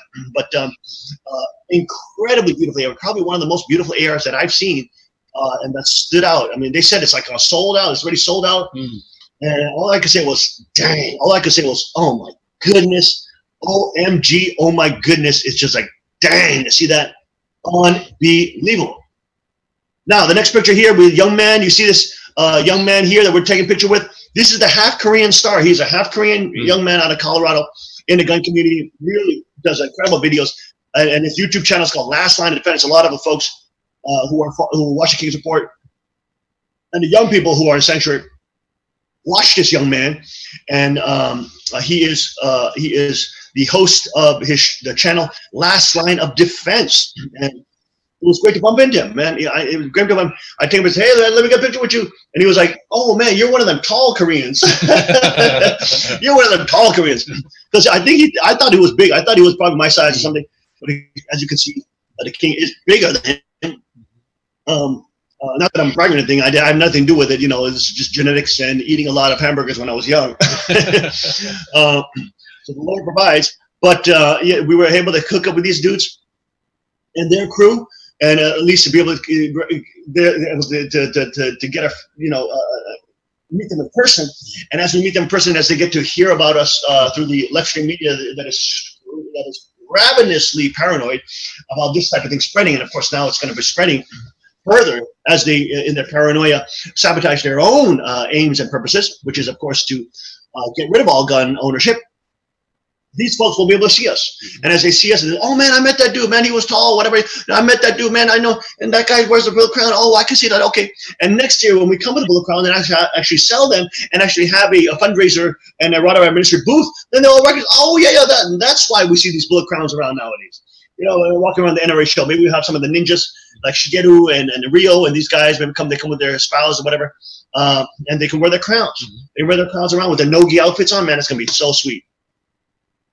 Okay, and there you go. Last Line of Defense. Boom. Next picture. Tony Seminut from Real World Tackle. This dude is a former Marine. He is a giant, not as tall as me, obviously, but he is jacked up, built. That dude is huge. He is a monster of a man. A monster. Of course, Real World Tackle. The dude is strong as a Shemitah. He is strong. You don't want to get in a fight with this man. This dude is a beast. He's a beast. But of course, we got to hook up with Beast Tony Seminut and hopefully get to interview him in the future. Would love to. This guy is incredible, tough. He is a monster of a man. He's a just pretty incredible guy. Now, the next picture, you can see the man with the cowboy hat. This dude, we were walking around. I was talking to some of the members there and and then I look over the shoulder and this guy walked by. I said, wait a minute, stop. I said, I know you. Who was this? This is the man. This is the hero. The civilian hero that stopped the Sutherland Springs, Texas church shooting. He's the good guy with the AR. He's the good guy with the AR. It was the bad guy with the AR who was, of course, should have been trapped. He was in the former Air Force and he was dishonorably discharged, I believe. He was also under psychological evaluation and they had him on psychotropic drugs. And of course, anyways, it was a failure of government again. And the guy came with the AR into a church. Unfortunately, that was not packing heat and shot up the whole place and killed so many people. It was a terrible tragedy. But who was the hero there? The good guy with the civilian, the good guy with the AR came out and shot the guy and killed him. And this is the young man. This is Johnny, who gave me his number, and hopefully we'll have him. I'm going to be able to give all these numbers to Lourdes when we get back. But hopefully we'll have him on the King's Report. And I told him, hey, I run a podcast and I run a YouTube channel. I'd love to have you and interview you. And this is Johnny. This is the hero, the young man who was able to put down that evil man with the rod of iron. This is a good man with a rod of iron. Okay, was able to stop and save those kids and save that church. So what a hero! What a civilian hero! Tremendous, and we helped them get to the NRA line and all that kind of stuff. But really wonderful folks, real heroes in the gun community. So we were so happy to bump into them. The next picture here is Amy Robbins, NRA superstar Amy Robbins. She's a model. She has her own clothing line, etc. And that's her next to Style Me Tactical, who was the lady in the white and black dress. We were able to get a picture in with them. Amy Robbins, of course, as you know, is the main co-host in the Colorado Noir show, and she's the main presenter on his show, and of course, a supermodel and fashion model, etc. But very stylish ladies who bring a nice style to the Second Amendment and to right of ownership. We're able to hook up with them. And thank you guys for opening up, for minorities, opening the way for minorities to come to NRA. And she had the sort of standard white kind of statement. Oh, I'm supporting all Americans. And I said, no, you got it. I said, no, the left tries to divide us based on race. And they try to keep the minorities on these plantations. And by you and Colorado Noir talking about these things and presenting these things, it allows minorities to be okay with thinking differently from what their plantation owners are telling them. That is the Democratic Party. And so, so she kind of answered in a standard white way, but we were able to give that point of view to her, and it was good. It was good to connect with them and to talk with them. And she was very kind. She ended up talking with Lisa and Lowell for a long time, and very, very nice ladies. The next picture here is a young man who was at the car booth, and he had this incredible holster on. Look at that holster, and he had the Desert Eagle. Holster, Desert Eagle. Unbelievable. Walking around, and there he is. And I think this man is a blogger, and he was at Guns Daily. Does he run Guns Daily? Anyways, he's a blogger on Instagram and YouTube, on the internet, and they run a pretty big blog, and huge fans of Magnum Research, huge fans of Desert Eagle. Man, that booth was so alive all the time. When we went there, it was like non-stop visitation. It was incredible. Some of the booths, they don't get a lot of visits. Car Arms, Magnum Research, Desert Eagle, Tommy Gun, non-stop visitation. It was incredible. So many stars came by. I'll show you some of that a little later. Here we are with Glock, Team Glock, a pro shooter, Shane Coley. Next picture. Next picture with Shane Coley, with Team Glock, etc. Nice dude at Team Glock. The next picture is, of course, there's the beautiful queen. And the queen. There's our queen, incredible. She looks so gorgeous with a pink right to 2A bare arms, cute T-shirt. Of course, she's packing heat as well, and being a empowered queen and woman with a cute, hot pink and teal blue, super dry watch with a cute silicone matching rings with the pink, hot pink and the teal blue. Woo! Man, she look hot. And of course, she got the tiger stripe Tommy gun right there. Boom! She's looking empowered and powerful. Man, that girl looks dope. I already miss her already. Okay, folks. There, of course, there's me with the. She's next door. She's next door. There's me with Cookie Chung in the next picture, and of course, there I am sporting the tiger stripe Tommy gun. He said he's going to be donating one of those tiger stripe Tommies to the sanctuary. Wow. So we can have choice between the 15, or sometimes we can have the Tommy gun in our ceremonies too. So that's amazing. That would be beautiful. And well, let's do that like a mafia gun. Hey, I would say we're the heavenly mafia. We're the heavenly mafia. Your father would say that many times. We're the heavenly mafia. That's right, you did. Because what's a mafia or a group? They're just a group that has the use of force, but the heavenly mafia doesn't use it for people. They have the meaning of the use of force, but they use it to protect people, really, by protecting and empowering them to themselves also be kings and queens, and to themselves also to have the power of the dominion of use of force. Unlike the real evil satanic mafia, which tries to disarm people so they can have a monopoly on the use of force. That's evil. That's Satan. There you go. Let's go to our next picture over here.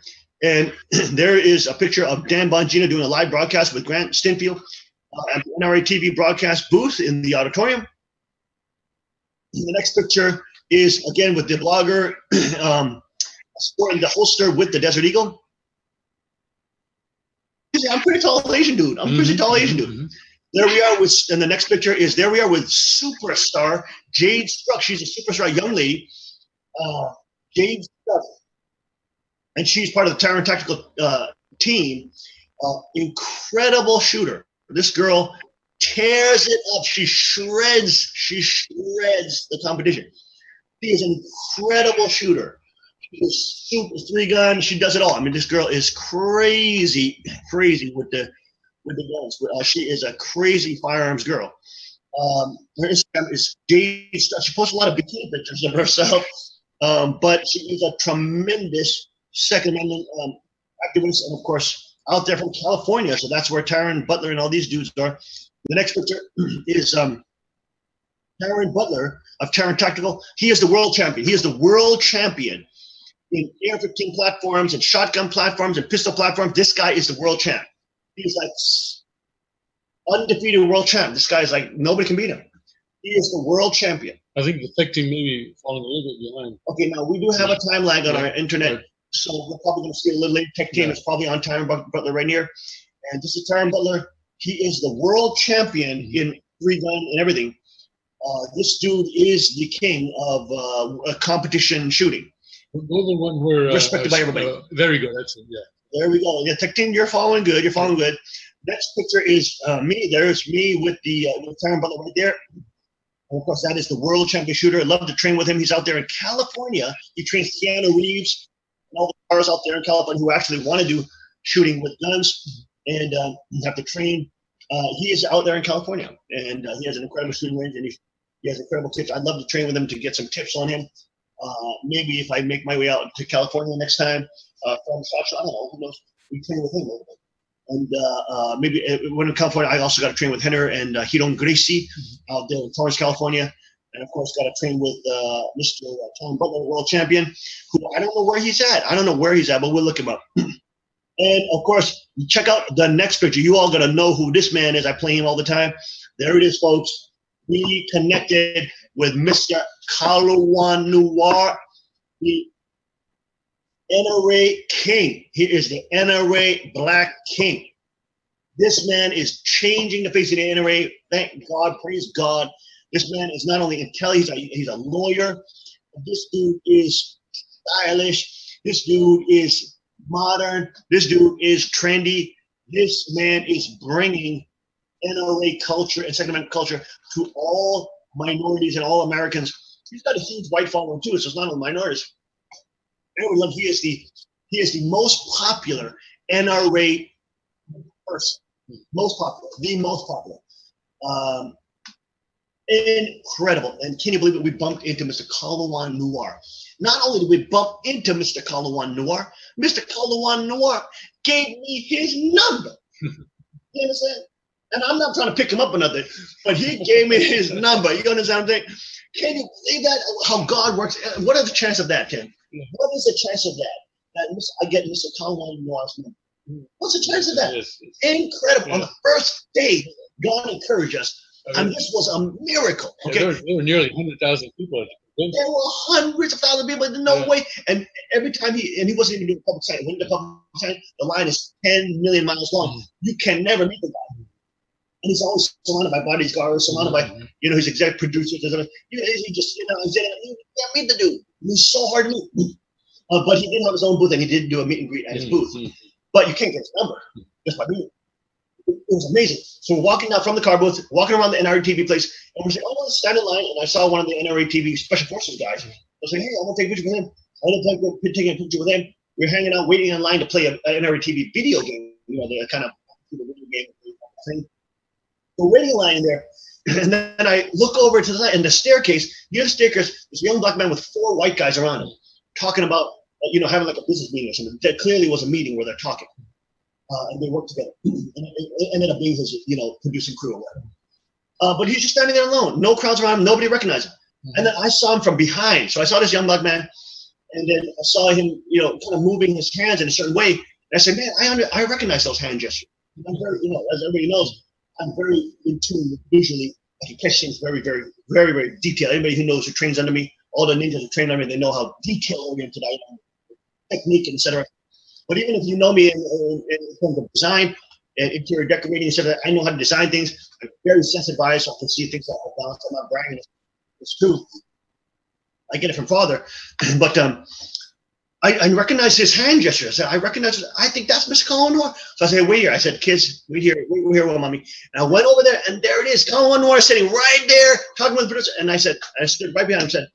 I said, and the producer's look behind this tall Asian dude standing behind them. Like, they're all small.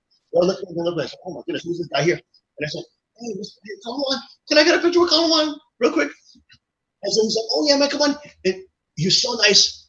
Jumped in, got a picture with him. I say, hey, my brother owns Car Arms. Tommy's on Desert Eagle. They would. I can almost guarantee that he would love to send you a Desert Eagle, some of that review or whatever like that. And then Colin wanted, give me a number. That's why King and Abel got to work together. Because Cooper was so busy at the car booth, I don't think he was able to meet Colin Noir. Yeah. And even his people, Jody and his marketing people, they were so busy at the booth. But I was walking around and I was able to connect Mr. Colin Noir by the hand of God, not my doing. I know my works are dirty by the Lord. I know. But God's work by the whole man of the Holy, the power of the Holy Ghost, connected us spiritually.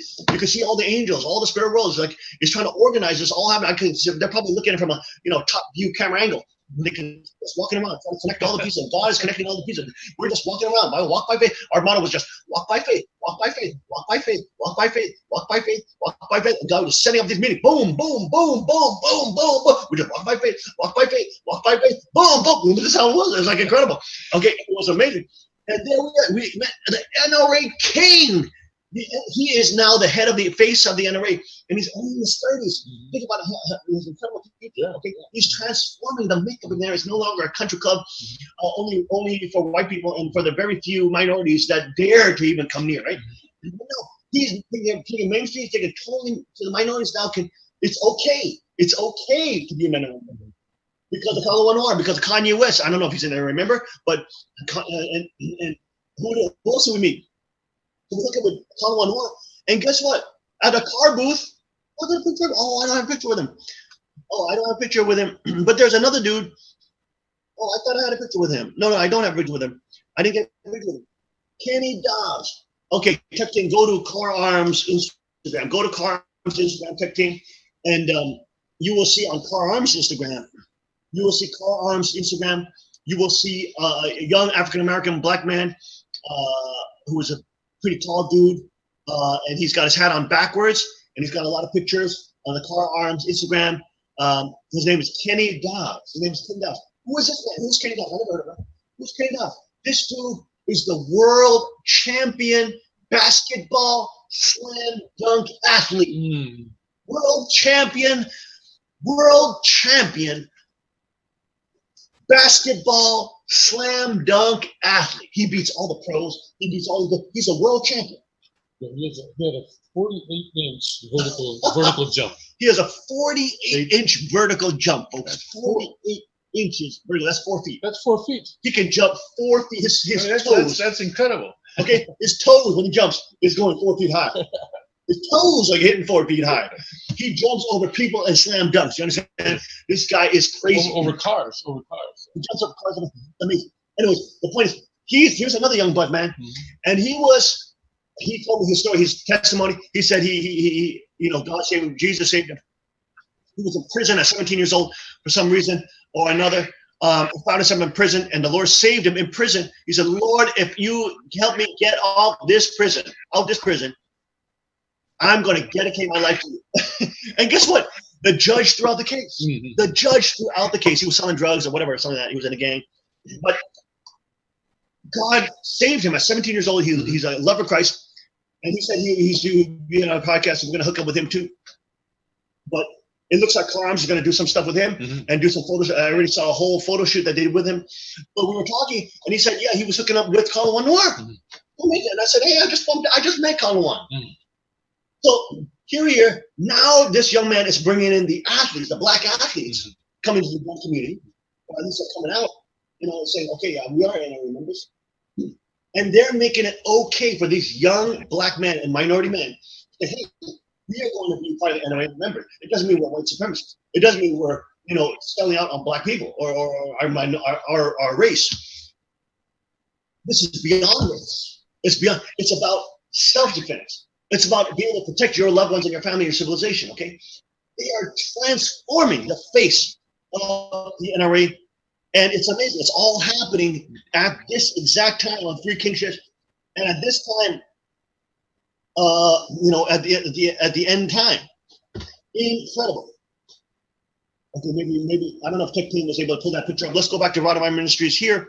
Here's a clip with some of the tactical girls, deadly ladies, pro shooters, very, very high caliber shooters. I mean, very, very skilled, but also beautiful as well. And that's like one of the secrets of tactical. He takes like models and then he trains them into firearms and brings the models into having a high level firearm skill, so that he's able to show the young girls and give them role models to look up to. Okay, and these are, I think, they're actually models who actually are trained by Karen Butler, and of course they're very, very skilled with the pistol and other three-gun competition shooting. The next picture here, you'll see are some of the, look at this, the Trump 1911, Make America Great Again, special laser engraved by Carl Arms. Beautiful White House and Trump right there to honor the president, boom. 1911, boom, with the hashtag MAGA right there. The next picture is also some of the incredible 1911s that are coming out of Auto Ordnance, which is also under Car Firearms Group, boom, right there. You have the shark and the Army logo there. You have the Empowered Women Car Girl logo on the other one.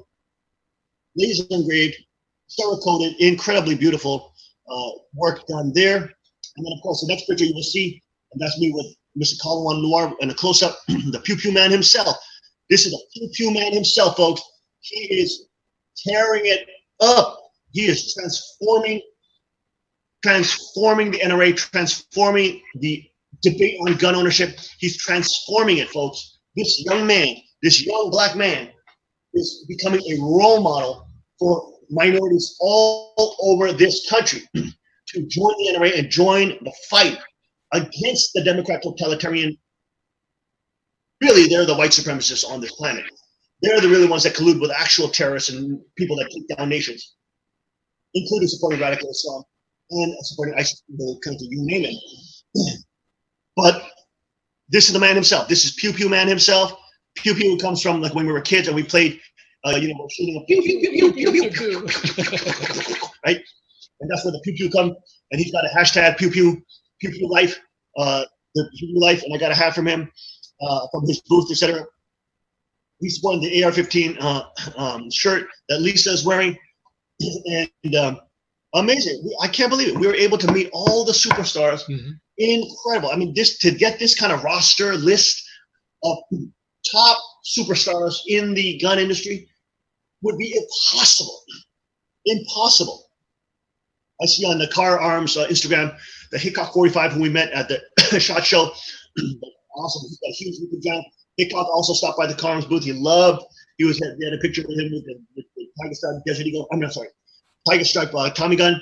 And of course, GYG, great, which is another big YouTube channel. Also stopped by the Car Arms booth. So they had a lot of stars stop by as well. Awesome to see. And of course, the next picture is the Black Rifle Coffee Company. The next picture is Browning. The next picture is Jerry Bahungi, who is the knife designer for a lot of the ninjas who train with me. The Arts College Schooner. We recommended this knife as one of the knives that are possibly good to carry. Of course, that was designed by Jerry Bahungi, who trained Special Forces. You name it.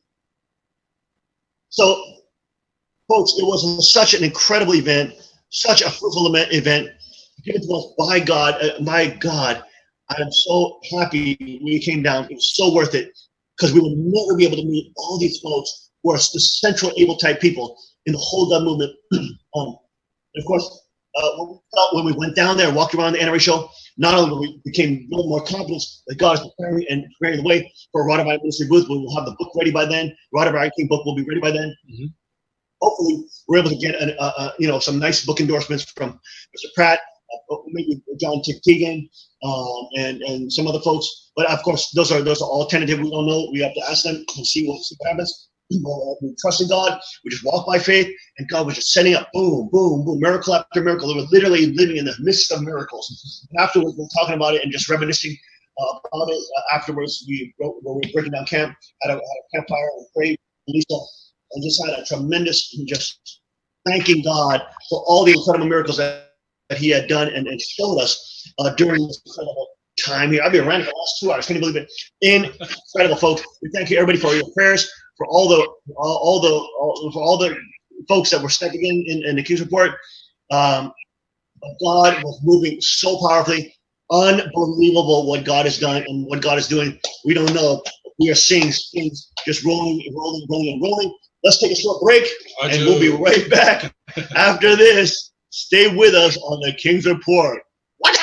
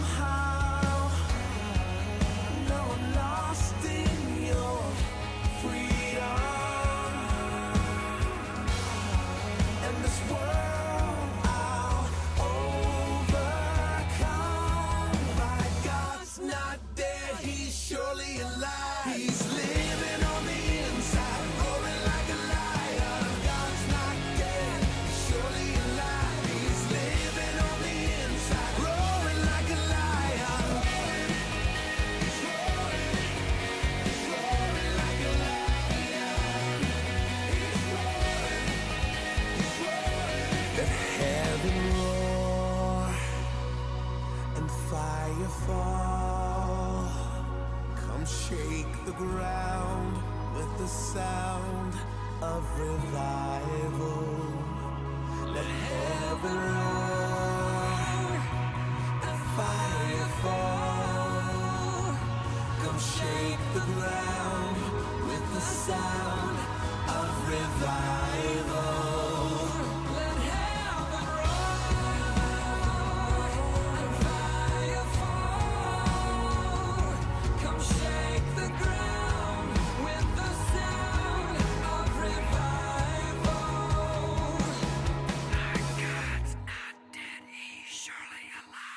He's living on the inside, roaring like a lion. God's not dead, he's surely alive. He's living on the inside, roaring like a lion. God's not dead, he's surely alive. He's living on the inside, roaring like a lion. God's not dead, he's surely alive. He's living on the inside, roaring like a lion.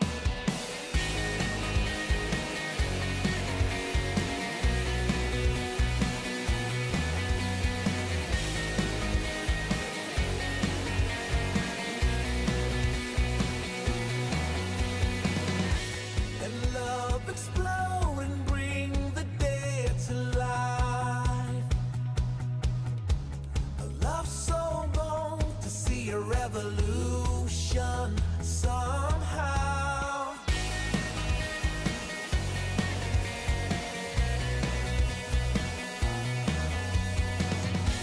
And love explode and bring the dead to life. A love so bold to bring a revolution somehow. No, I'm lost in your freedom, and this world I'll overcome. My God's not dead, he's surely alive. He's living on the inside, roaring like a lion. God's not dead, he's surely alive. He's living on the inside, roaring like a lion. He's roaring like a lion. Let hope arise and make the darkness hide. My faith is dead, I need a resurrection somehow. No, I'm lost in your freedom, and this world I'll overcome. My God's not dead, he's surely alive. He's living on the inside, roaring like a lion. God's not dead, he's surely alive. He's living on the inside, roaring like a lion. He's roaring like a lion. He's roaring. Let heaven roar and fire fall. Come shake the ground with the sound of revival. Let heaven roar. Firearms and crowns, all part of a religious ceremony. The Sanctuary Church near Newfoundland hosted a couple's blessing service. Reverend Sean Moon, the son of late Sun Myung Moon, and the church's belief that the rod of iron mentioned in the Bible is today's AR-15. This incredibly tumultuous time in America. That is very scary. I think this is sacrilegious. It's a cult. Welcome to the King's Report. I'm your host, Hyung Sean Moon, the second king of Cheongguk. And it's going to get up to about 46 with the periods of... Because they know a citizenry who is armed. They wanted Hillary Clinton, and now they got Trump in, and he's starting to create success in America. They're coming after you, you Satanists! Our Creator has given us the right to have sovereignty because liberty and the Spirit of God is rising in the people. This is reality. You can't hate people. You can't call them crazy because we're informed.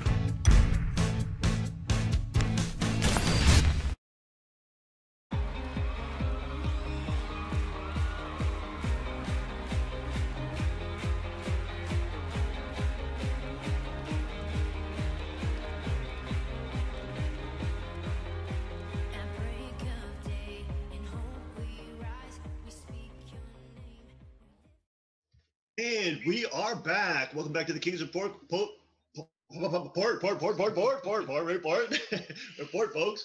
Second King reported live from the Motel 6, Motel 6, yes. Tennessee.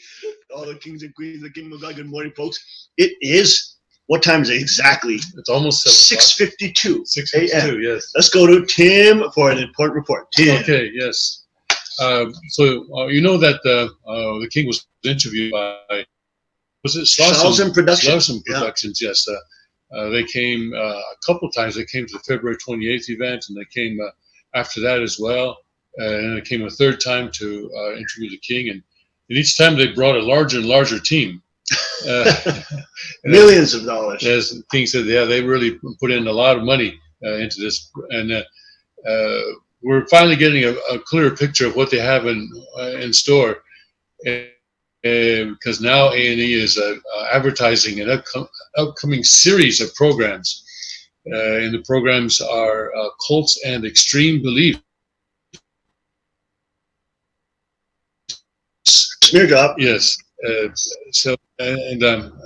first show is actually going to air during the Memorial Day weekend. It's going to be a 2-day, Monday and Tuesday, I think, a 2-day premiere show. No, that's going to be on that, what is it, NVIXM or something like that. This Hollywood sex cult. Right, the sex cult where they were branding women and things like that. So that's a pretty sensational thing to start the series with. It's going to be a 2-day premiere of that. That's on Memorial Day and the next day, pre-Memorial Day weekend. And then I think there's one other, something called 12 Tribes or something like that.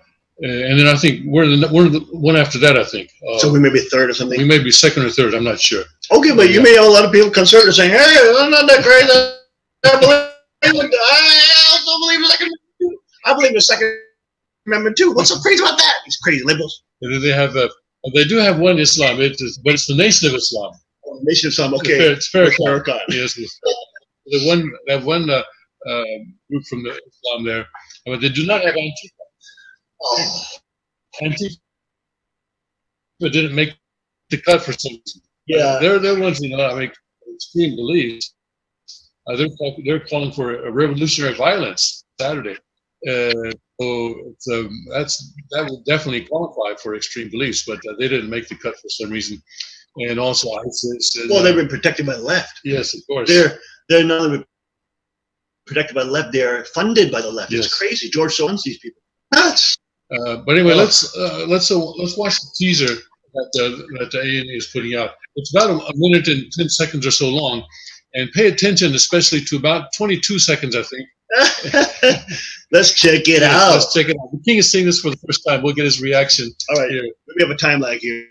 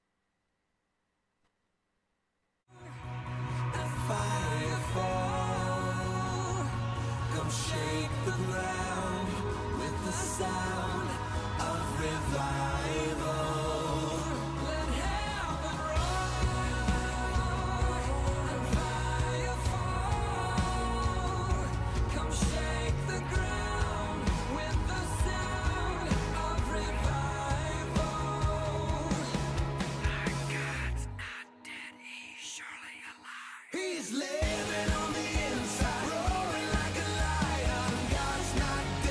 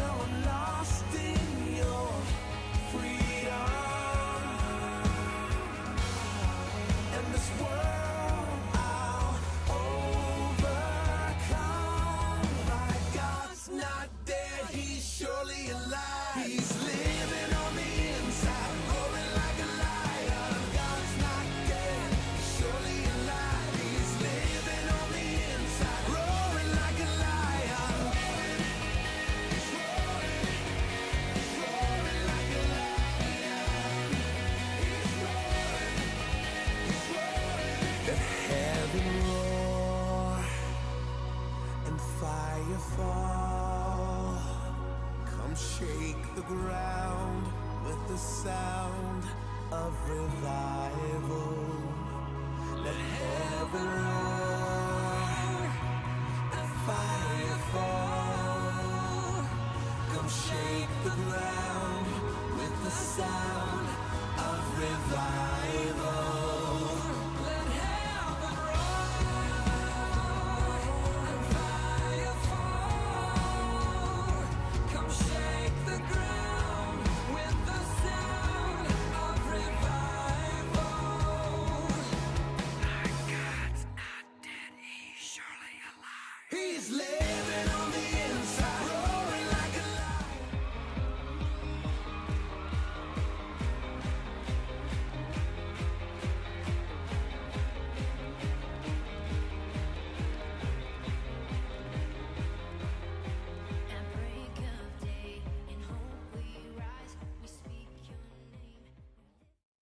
And we are back. We're back. Sorry for that technical difficulty. We're now back, and back to Tim. It's we're using the Motel 6 Wi-Fi system, and so something went wrong there, and we got cut off. But anyway, we were talking about the teaser video that A&E is now putting out, advertising the upcoming series on cults and extreme beliefs. We are featured as one of Cults and extreme beliefs. Yeah, featured Yes, as one the of the Second Amendment is an extreme belief to the liberals. The Second Amendment is extreme. George Washington is extreme. Thomas Jefferson is extreme cultist. All right, let's go with the video. Those founding fathers are extreme. Go ahead and start the video, please. Oh, Lord. Sounds like a British town is what it sounds like. Yes, please. Go ahead. Let's start that video.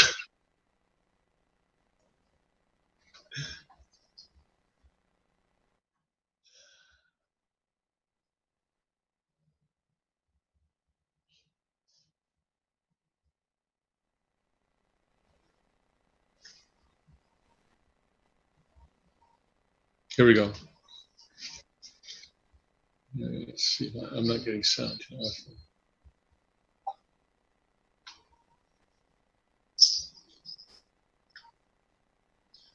Something.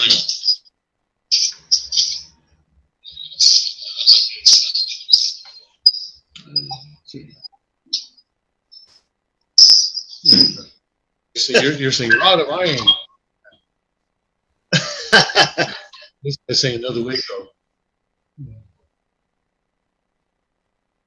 And then she's saying she has to help people get out of that cult. So, creators, children of God, FLDS. There we go. So that's it. Cults and extreme beliefs, but Antifa didn't make the cut. Yes. But you were saying this is the rod of iron. This is the rod of iron. Yes, they got me shouting around me. That actually wasn't that bad. That wasn't bad at all. And when people see it, they're going to be like, man, what's all we need to do is they support the Second Amendment. So what? Okay, they support firearms ownership. Okay. That's it. Then they've got the guy saying this is another Waco. Well, yes, they always say it's another Waco. But what was Waco anyway?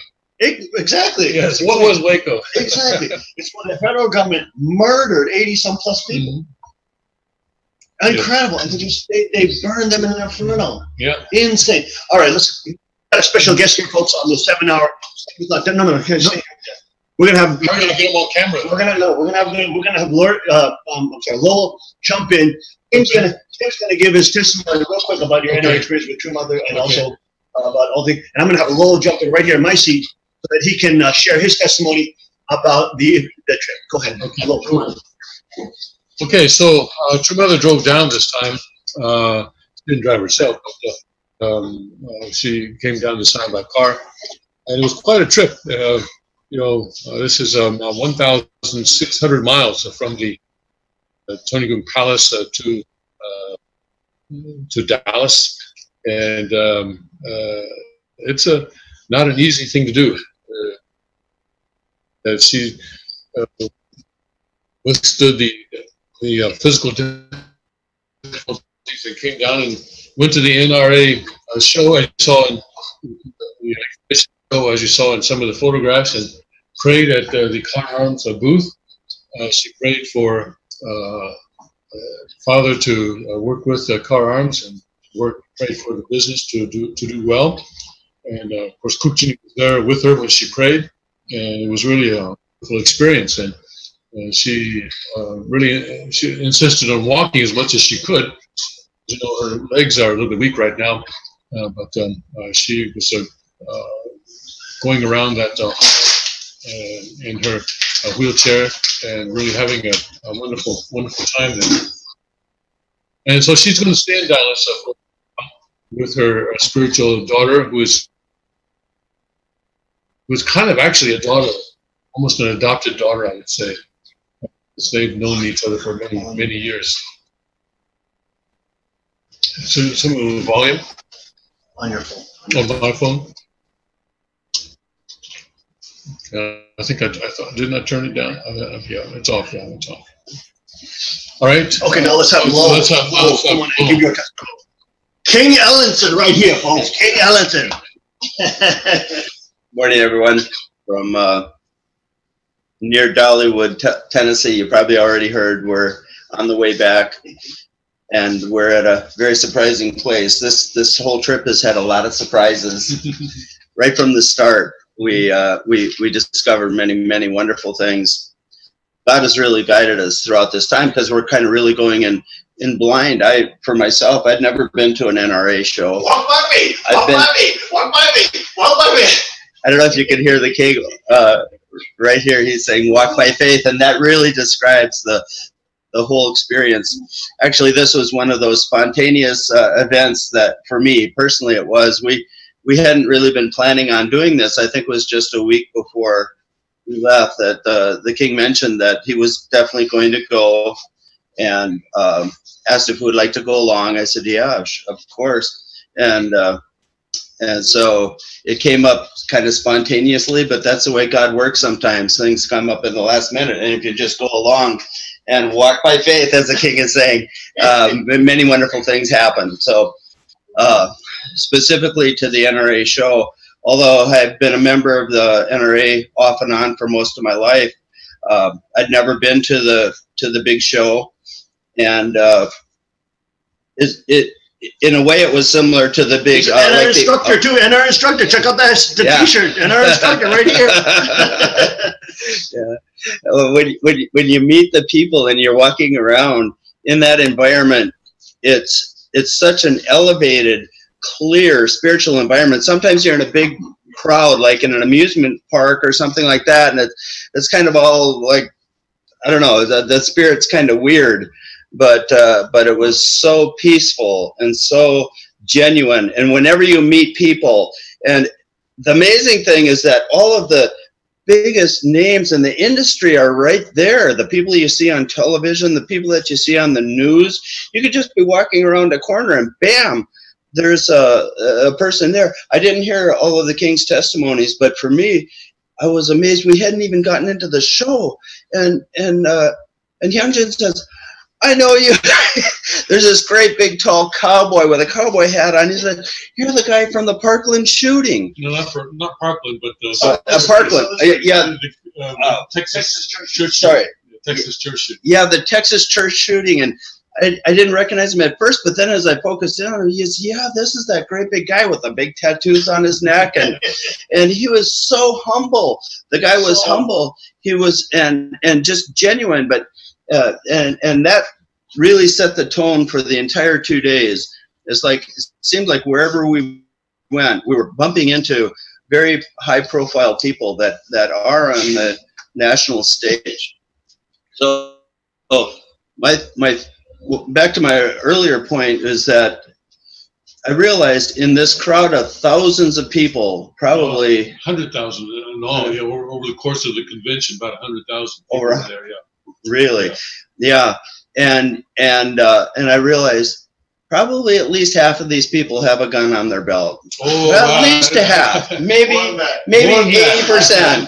And you know that Yeah, and sometimes the media makes us feel isolated, and they try to guilt shame us, especially now all the anti-NRA stuff. But you feel surrounded by the power, and you can feel the spiritual power and authority of the righteous people.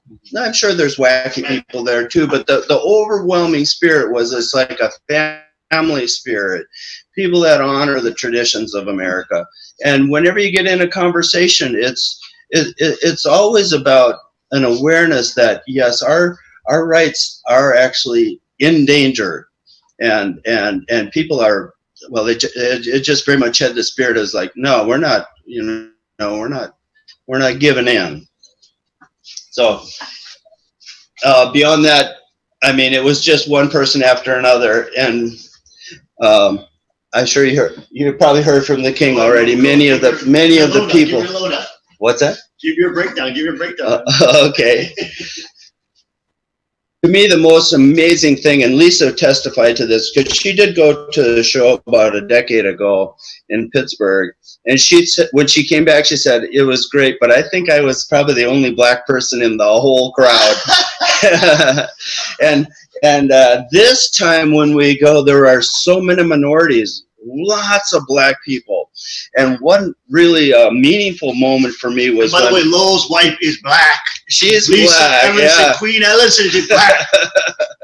She's a black mama. She is a black mama. Grandma. And she was on fire because she had a little scooter. She was riding on a little scooter, so she has a hard time walking, but she was definitely getting around. But we met one of the co-anchors of an NRA TV show, a white woman, and Lisa wasn't with me at the time, but I said, my wife has been an NRA Women on Target instructor for a decade or more. She said, oh, I'd love to meet her. So I called her over, and this woman is often with Call on Nor, and we got on the topic of Amy Robbins. Amy Robbins is her name, and when she came over and met Lisa, then they immediately got on the topic of how the black gun owners are really the emerging new face of the NRA, and she felt that it's so important that we can really reach out to the interracial or to the black community, but also all of the quote unquote minority community, and bring them in, because black people have just been on the plantation of the Democrat, taken for granted by the Democrats. They're just, as we all know, they're given all the promises in the world, but held down and kept in there on the plantation.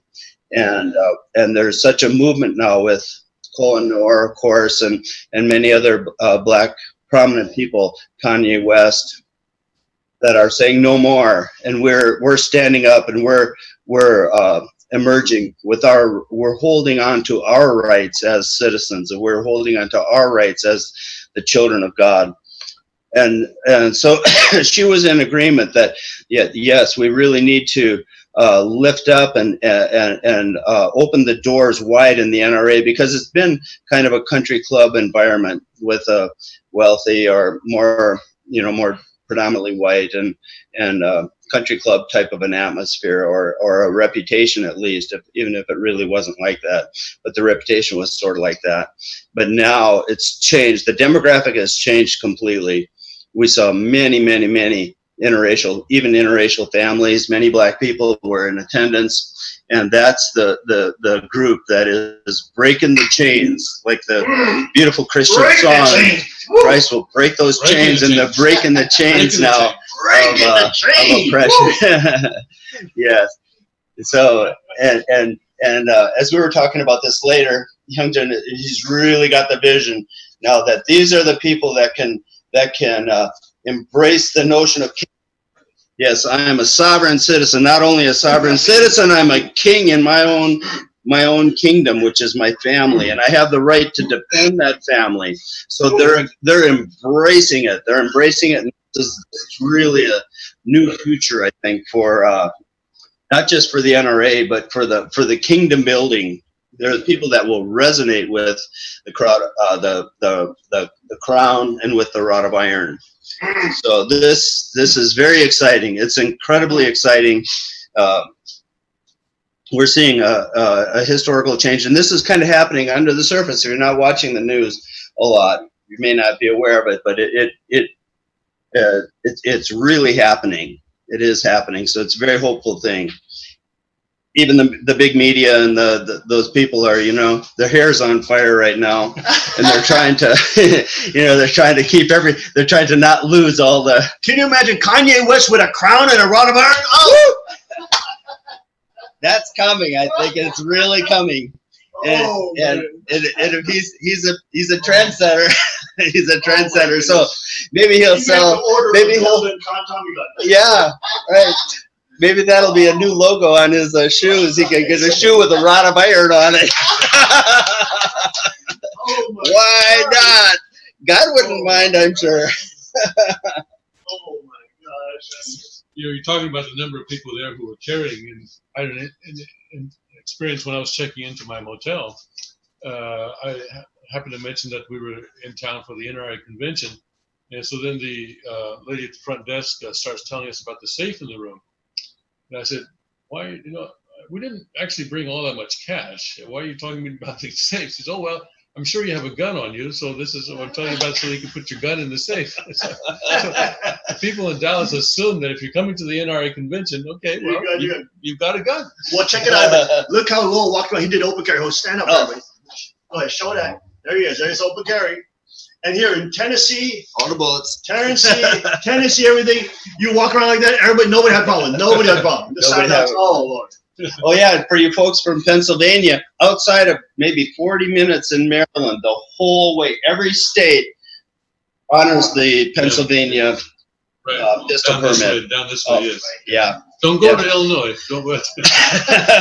Well, they're in Indy, right? Indianapolis next year, right? Yeah. Next year. Indiana is good. Yes. Indiana's good.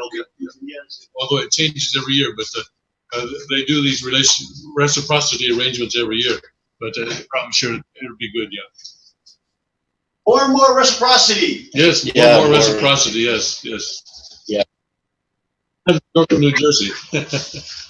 Oh, we met. Interestingly, many people from New Jersey, and they were all formerly from New Jersey. Mm-hmm. One guy we met said, "Yeah, I escaped from New Jersey a long time ago, and ain't going back." He said, "If my kids want to visit me, I'm not coming up there to visit them. They've got to come visit me because I'm not going into New Jersey." Oh my God. Shall we go to break? Go ahead, yes. All right. Thank you, Lowell. Thank you, Lowell. And we'll go to break. I do. Thank you, Father. And we'll be back with the King after this. That's Lowell the First. King Lowell the First, baby. Thank you. Sure.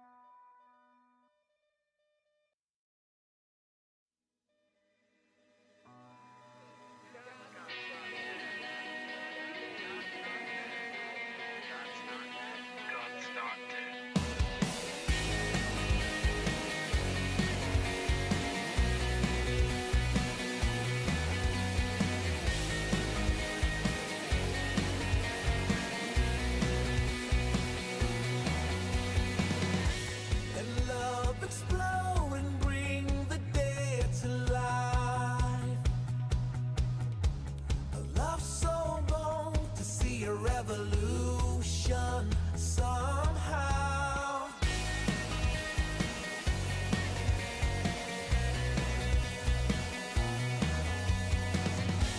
And love explode and bring the dead to life. A love so bold to bring a revolution somehow. Now I'm lost in your freedom, and this world I'll overcome.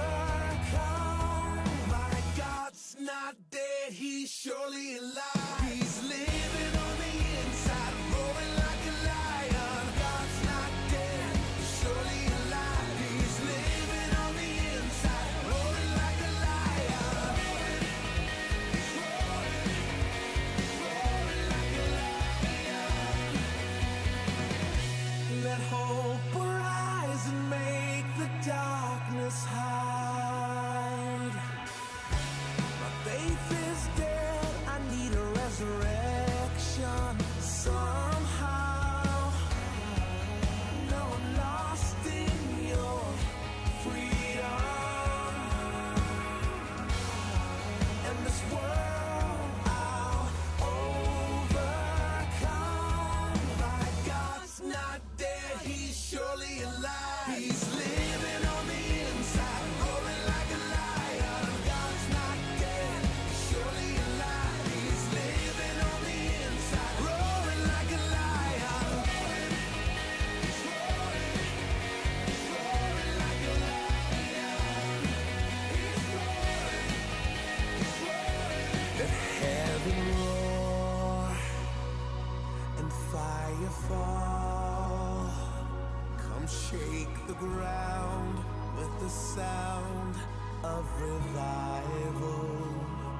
Let heaven roar and fire fall.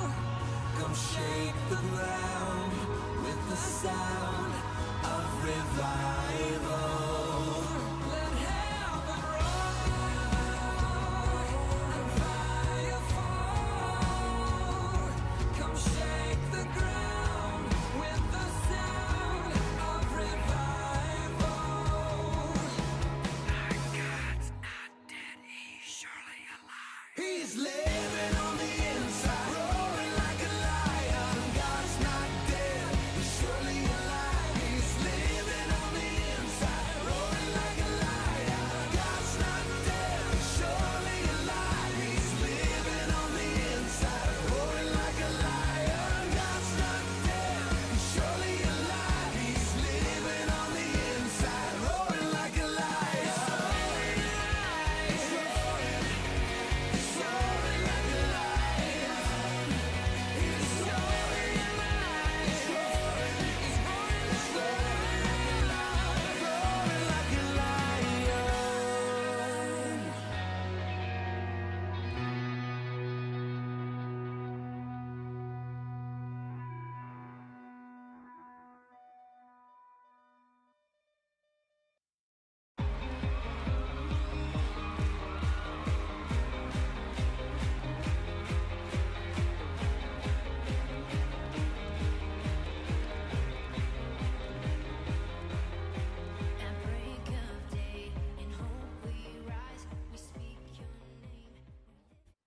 And we are back. Welcome back to the King Sports and King recording live from the Hotel 6 in Tennessee, folks. And we are here with a Rima. That is Proverbs 3:9 today. It says, honor the Lord with thy substance and with the first fruits of all thine increase is my Rima for today.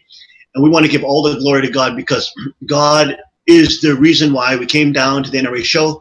It's the reason why we hooked up with all these incredible folks. We're able to be in the presence of all the able-type Christians. God set it up.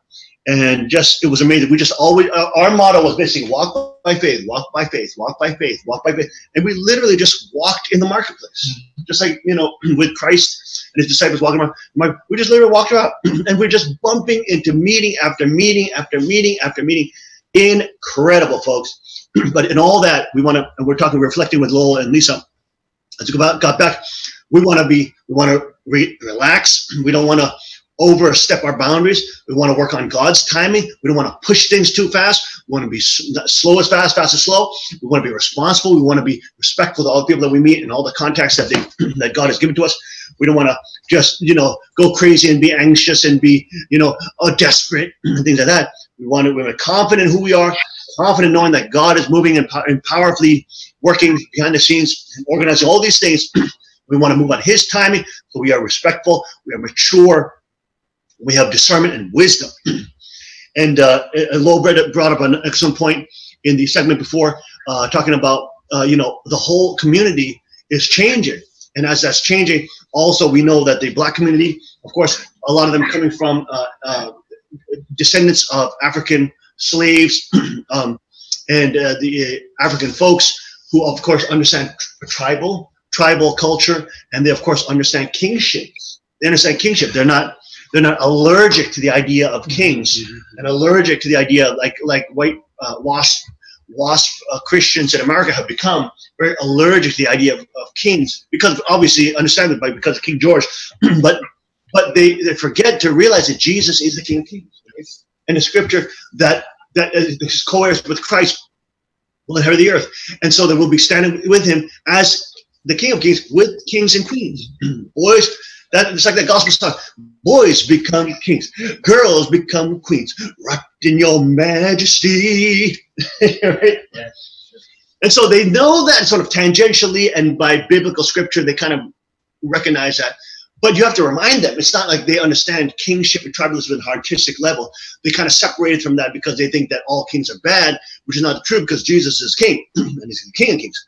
And in His kingdom, there will be kings and queens, ruling and reigning with Him as co-heirs with Christ. The rule, of course, means poimaino, is the Greek word poimaino, which means, of course, to rule, to shepherd, and to protect. Of course, that is why there's a peace militia, a militia that brings peace, decentralize. All citizens, the king and queens, have arms so that there is peace. And Jesus said He brings peace, not the sword. I'm sorry, He brings not peace. He's not here to bring peace, but to bring the sword. And so the peace militia has the sword decentralized, so all the good folks can have it, so that there is actually true peace that comes, not this fake kind of peace that Kim Jong-un is talking about, where you sell out to evil and sell out to globalism and centralism, which Korea is now unfortunately falling into. Can you believe? Oh my gosh! I saw yesterday Eugenie did a great video on You's channel. Go check her out if you have not. But on a picture, they have this whole trend now in Korea, South Korea. They have young people taking pictures of Kim Jong-un, the cute little Kim Jong-un with a little heart, and he's like that. Okay, and the young people are taking pictures with that in Hannam-dong. For all places, in some art gallery, and they're snapping pictures next to Kim Jong-un, the cute little Kim Jong-un cartoon version with a heart. He's so loving, he's so trendy. We finally made peace. Oh, we made peace. In our time. Peace is here. You idiots, you're being freaking imploded into communism, you dumb idiots. There's going to be peace by submission, you piece of dumb idiot trash. Oh my gosh, these leftist kids are so freaking brainwashed. I'm digressing. The point is understanding kingship, and it's these minorities that can understand kingship. Polynesians, Asians, Vietnamese, African Americans, they can understand kingship because a lot of them came from tribal kingships. And so who knows what God is doing, but we've just felt the Spirit is talking and speaking so powerful that God is preparing all these groups, and who the last will come first, and the first will come last. These evangelical Christians many times have turned their back on Father. They turn their back. They say, "You're not white. I can't believe you. You're not the Messiah. You ain't white. You're not blonde, but you're not from Scandinavia." They can't believe it. You can't with an Asian. Are you kidding me? Well, Jesus wasn't Asian in terms of American standards. He's Asian. He's from the Middle East. That's Asia. Yes. For them, Asia Minor, I guess is what they call it. Well, it's part of Asia. Part of Asia, so everything east of Istanbul is Asia. Yeah. So I mean, but the minorities didn't have a problem with that. The minorities. Okay. So, and of course, we talk about how the Black community, of course, were the ones that stood up for Father the most. I mean, Gerald Farwell, God bless him, he did. That's why Father blessed Liberty University and gave them an endowment. Very bailed them out when they were going bankrupt. And of course, now they're flourishing. So they were touched by him, but Jerry Falwell did the right thing, standing up for father in the prison when the government was after him for tax evasion, calling tax evasion for $1,000 bucks. It was ridiculous, absolutely ridiculous. We all know that's a fraud, and we all know that's religious persecution. But the point is, the majority of the pastors were black. It was the black churches that came out and supported it. Reverend Moon, I don't want, if they do the Reverend Moon, they're going to do it the next. They stood up for Reverend Moon. That's such an important thing. And I don't know what God is doing, but you can see the makeup, as Lowell said, the makeup of the enemy is transforming. There's all these minorities now pouring in and now realizing that it's okay to be a Second Amendment supporter and to think for yourself and to believe in sovereignty and in kingship. Boy, if Kanye West had a kingship crown and a rod around with a New Jerusalem symbol and the Lord of Lords name written on his forehead, holy shmita, they would be like, oh my goodness. I'm not saying we don't know what the blessing. And we see the blessing. Oh my God, with Kim Kardashian. All right, yeah, we'll take it. Can you believe it? There would be millions of people that would accept the second coming of Christ. Okay. Oh boy. There would be millions that would accept the coming of Christ. I mean, millions, because of that one individual who would stand up, and of course he's being slandered and destroyed. Well, who knows? God may be building. I don't know how God is working, but he is mysterious beyond all ways, but he's higher in all ways. So we are grateful that God set up such incredible miracles that we've been experiencing. But who knows? Who knows what God is working on now? We're now going to go to Tim so we can cover some news before we break. Before we go real quick. Okay. And let's go to Tim right now. Yeah.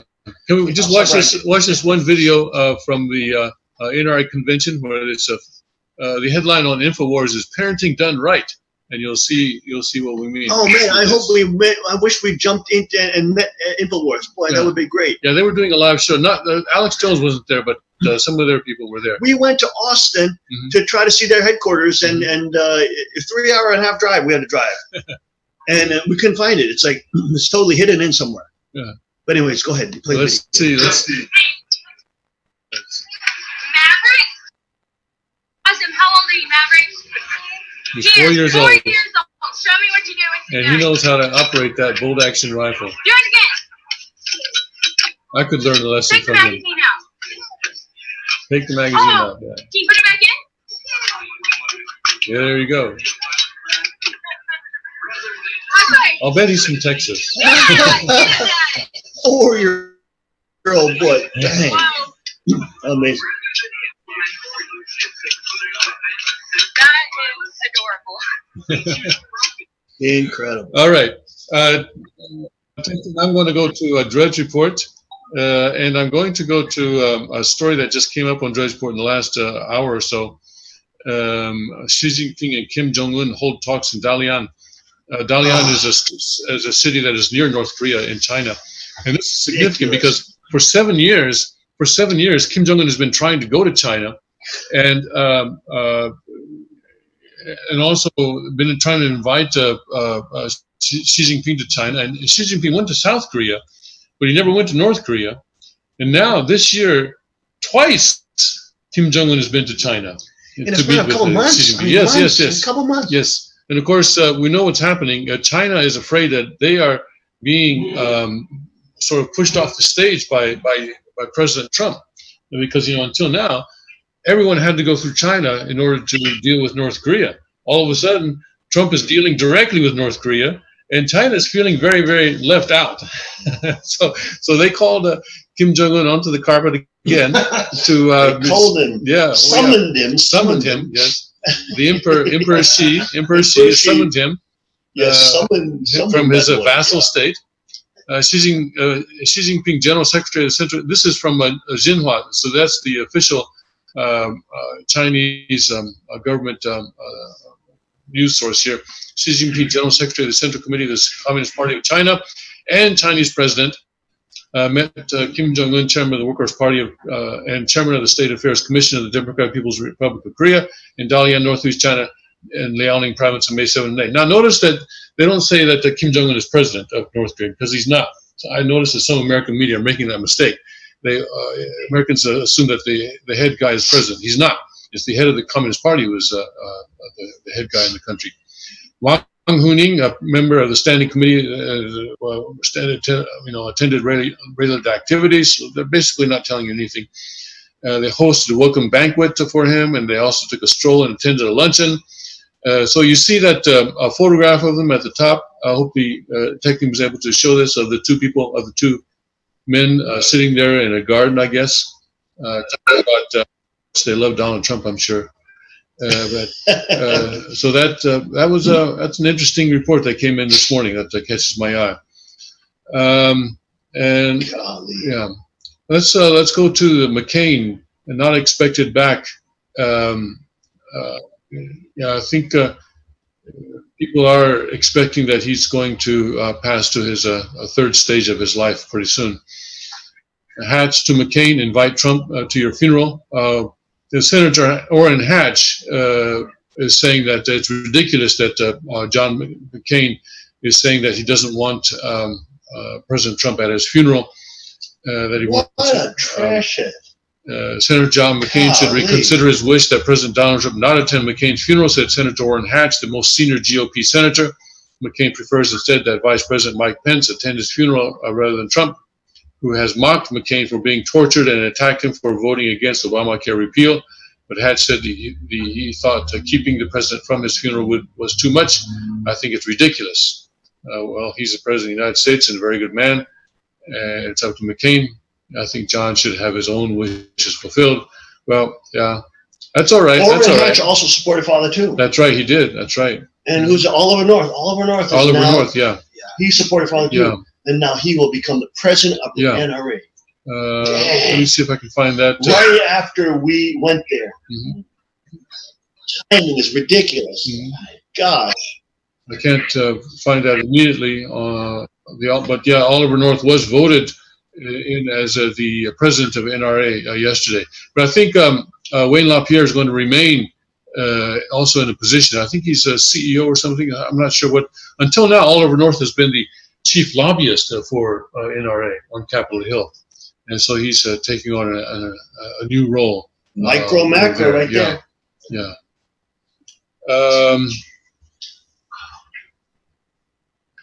Let's see. What else shall we go to here? Let's go to the Chinese banks, now twice as big as U.S. banks. Of course, under the new constitution, all banks would be small, not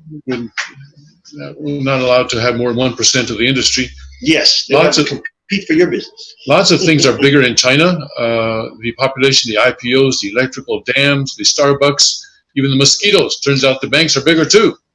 The three largest banks in the world are all Chinese. The country's banking sector hit $35 trillion earlier this year, roughly 3.5 times the size of China's annual GDP.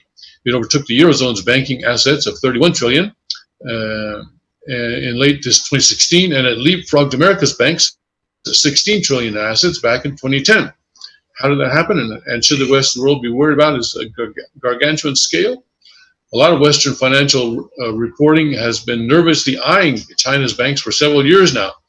When we talk about bank assets, a lot of that is loans made to households and companies, and China's banks built up their assets by lending like crazy over the last decade. If you add up the country's household, corporate, and government debt, the ratio of total compared to GDP is roughly equivalent to America or Britain. But the speed with which China arrived at this point is kind of astounding. Richard Vague, a former bank CEO and chair of the Governors Woods Foundation, told The Week that just since 2008, China has seen the largest growth in private debt in the history of the world. You couldn't blame anyone for wondering if that pace of lending is sustainable. But this is also where we really have to attend to the differences between China's weird state-run hybrid capitalism and the much more hands-off free market approach of America and the West. Both the Chinese government and the U.S. federal government control the national currency. The banks in both countries lend in that currency. Both governments have a central banking system to backstop the rest of the banks and serve as a lender of last resort. The difference is that America's Federal Reserve System and related institutions at least try to operate by free market principles and avoid moral hazard. China's institutions, by contrast, are much friendlier to central planning. In fact, most of China's banks are themselves owned by the state. So the Chinese government can and does intervene to prevent bank crises to a completely different degree.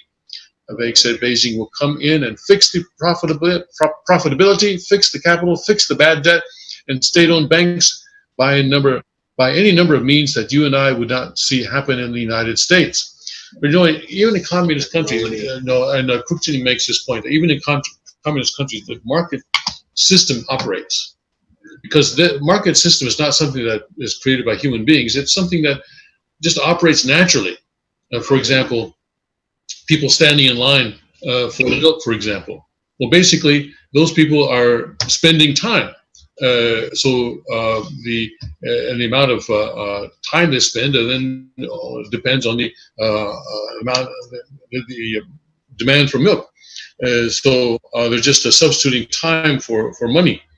So it's still the free market system. And so also China is not immune to the free market system. It's just that the government intervenes, and so they distort the market.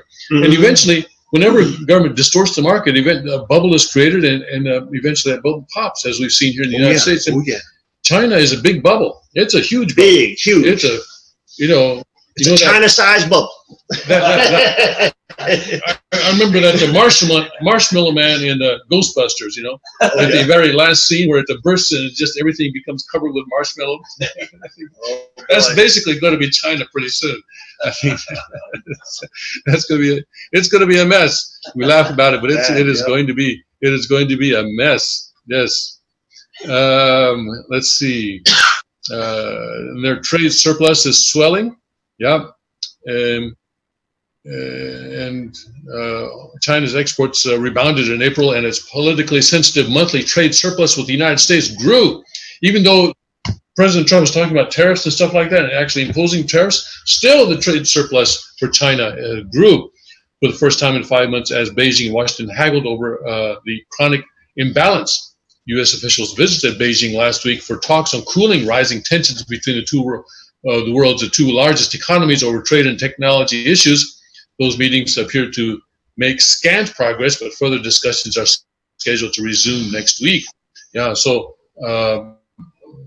problems getting worse rather than better. And that's also part of the bubble. Back a couple of decades ago, similar articles were being written about the U.S. and Japan. Now Japan has been in the doldrums now for a couple of decades. MS-13 female ranks grow. Yeah, I remember when I was living in Virginia, MS-13 was active back then. And what they would do was they would bring a girl, and then they would roll a die actually, and then 1 through 6, and whatever number came up, that was the number of MS-13 guys that she had to have sex with in order to be initiated into the gang. That was their rite of initiation for bringing girls into the gang. So anyway, this is saying here that this is a feature article about some girls coming up and coming into the MS-13 gang. It's a really scary thing. Also, when I was in Virginia, there was a case where a Hispanic family was there, and their son, I guess, was approached by the MS-13 and invited to join. And he came home and told his parents about it, and the parents that day to another state. Because whether he accepts or refuses, he's done. He's targeted. Yeah. He's targeted. Yeah. Yeah. So these folks are really very, very. They're real evil. They're real evil, and unfortunately, they're spreading more and more throughout the United States. But you don't want to have anything to do with them at all. They're like ISIS, definitely. Yeah. In China, you would have local jurisdiction and peace militias for me and just wipe them out. Wipe them right out. Let's see, where should we go next? NAFTA, today, we'll talk about NAFTA now, but today, President Trump is expected to make his decision on the Iran nuclear deal we'll be reporting on that tomorrow. But meanwhile, NAFTA talks resume amid fears of zombie deal, it says here. Who is this? This is Yahoo News. And senior Canadian, U.S., and Mexican officials trying to rescue slow-moving talks to update the NAFTA trade pact met on Monday. Come on. Oh, suddenly Yahoo wants me to take a survey. Ooh. I don't want to do that. Anyway, so that's NAFTA, and they took away my whole Drudge page. Well, remember NAFTA was a situation where President Trump during the campaign said he was going to withdraw, and he was about to do that actually, but at the last minute, Jared Kushner phoned his friend up in Ottawa, who works for the prime minister there, and then they got the Mexican president on the line as well, and they convinced President Trump to hold back and try to negotiate a new deal rather than just to cancel it. And so we're still in there. More workers test positive for illicit drugs. For fewer U.S. workers tested positive for prescription painkillers last year. But cocaine, methamphetamine, and marijuana use surged, according to new data from Quest Diagnostics, one of the largest drug testing laboratories in the U.S. The share of American workers and job applicants testing positive for illicit drugs in 2017 was 4.2%, holding steady on the prior year. Data showed Quest analyzed more than 10 million urine tests. Wow, 10 million urine tests. Okay, well, that's the Wall Street Journal. There was a speaking of Wall Street Journal, they had a really good article on opinion piece on Kanye West. Let's see if I can find that. You should hook up with Colin Noir. Yes, definitely. He needs the support, that's for sure. Oh, yeah. Yeah. Whenever I can get behind him, that'd be great. Yeah, yeah. Because he's really getting crucified right now. And it's amazing how the left is so threatened by someone like that, literally coming off the plantation and not towing the official line anymore.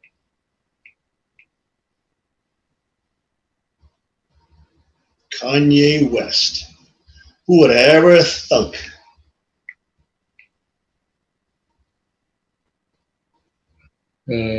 He has a massive reach, by the way, massive reach. And of course, has an incredible brand which he sells even more shoes than Michael Jordan. So absolutely huge. See here, the New York Times has a headline, opinion, the heartbreak of Kanye West. The heartbreak! Oh, you're such a disappointment. Yes. And RT, so disappointed. Where did I hear that? RT, the Russian news agency, has the headline, Kanye West is a race traitor, declares Atlantic columnist. Race traitor? Yes. Because he's off the black controlled, black controlling liberal Democrat terrorist party. Oh yeah, here we go. Here's the one that openly funds Antifa, an actual group that is labeled by the FBI as a domestic terrorist group. So here, Wall Street Journal commentary. Kanye had one of the best tweets of all time. This is a commentary piece in Wall Street Journal. Maxine Waters said the rapper spoke out of turn by praising Trump. He's such a bad slave, isn't he? Affirmed his freedom. He's a bad boy slave, yes. Huh?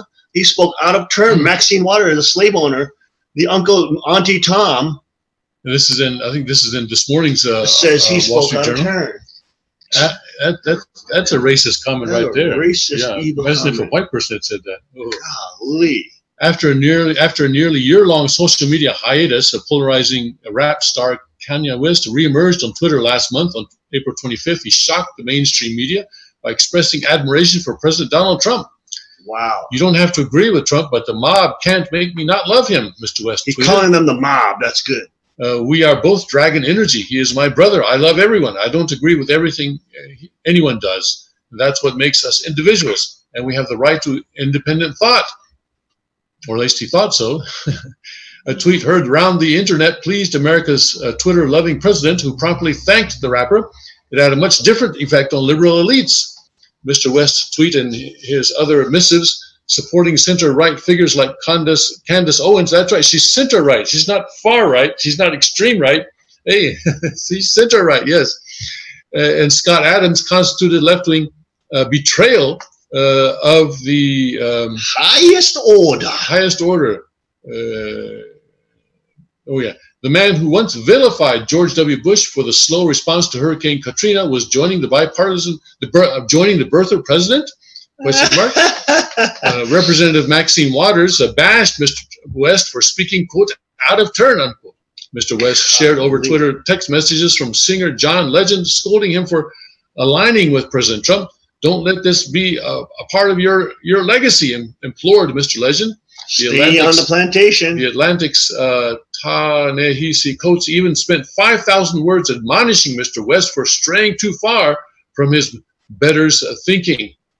Last week, when Mr. West flippantly and foolishly ascribed blame for African-American slavery on African Americans during a TMZ interview, he provided his critics the out they needed to dismiss him.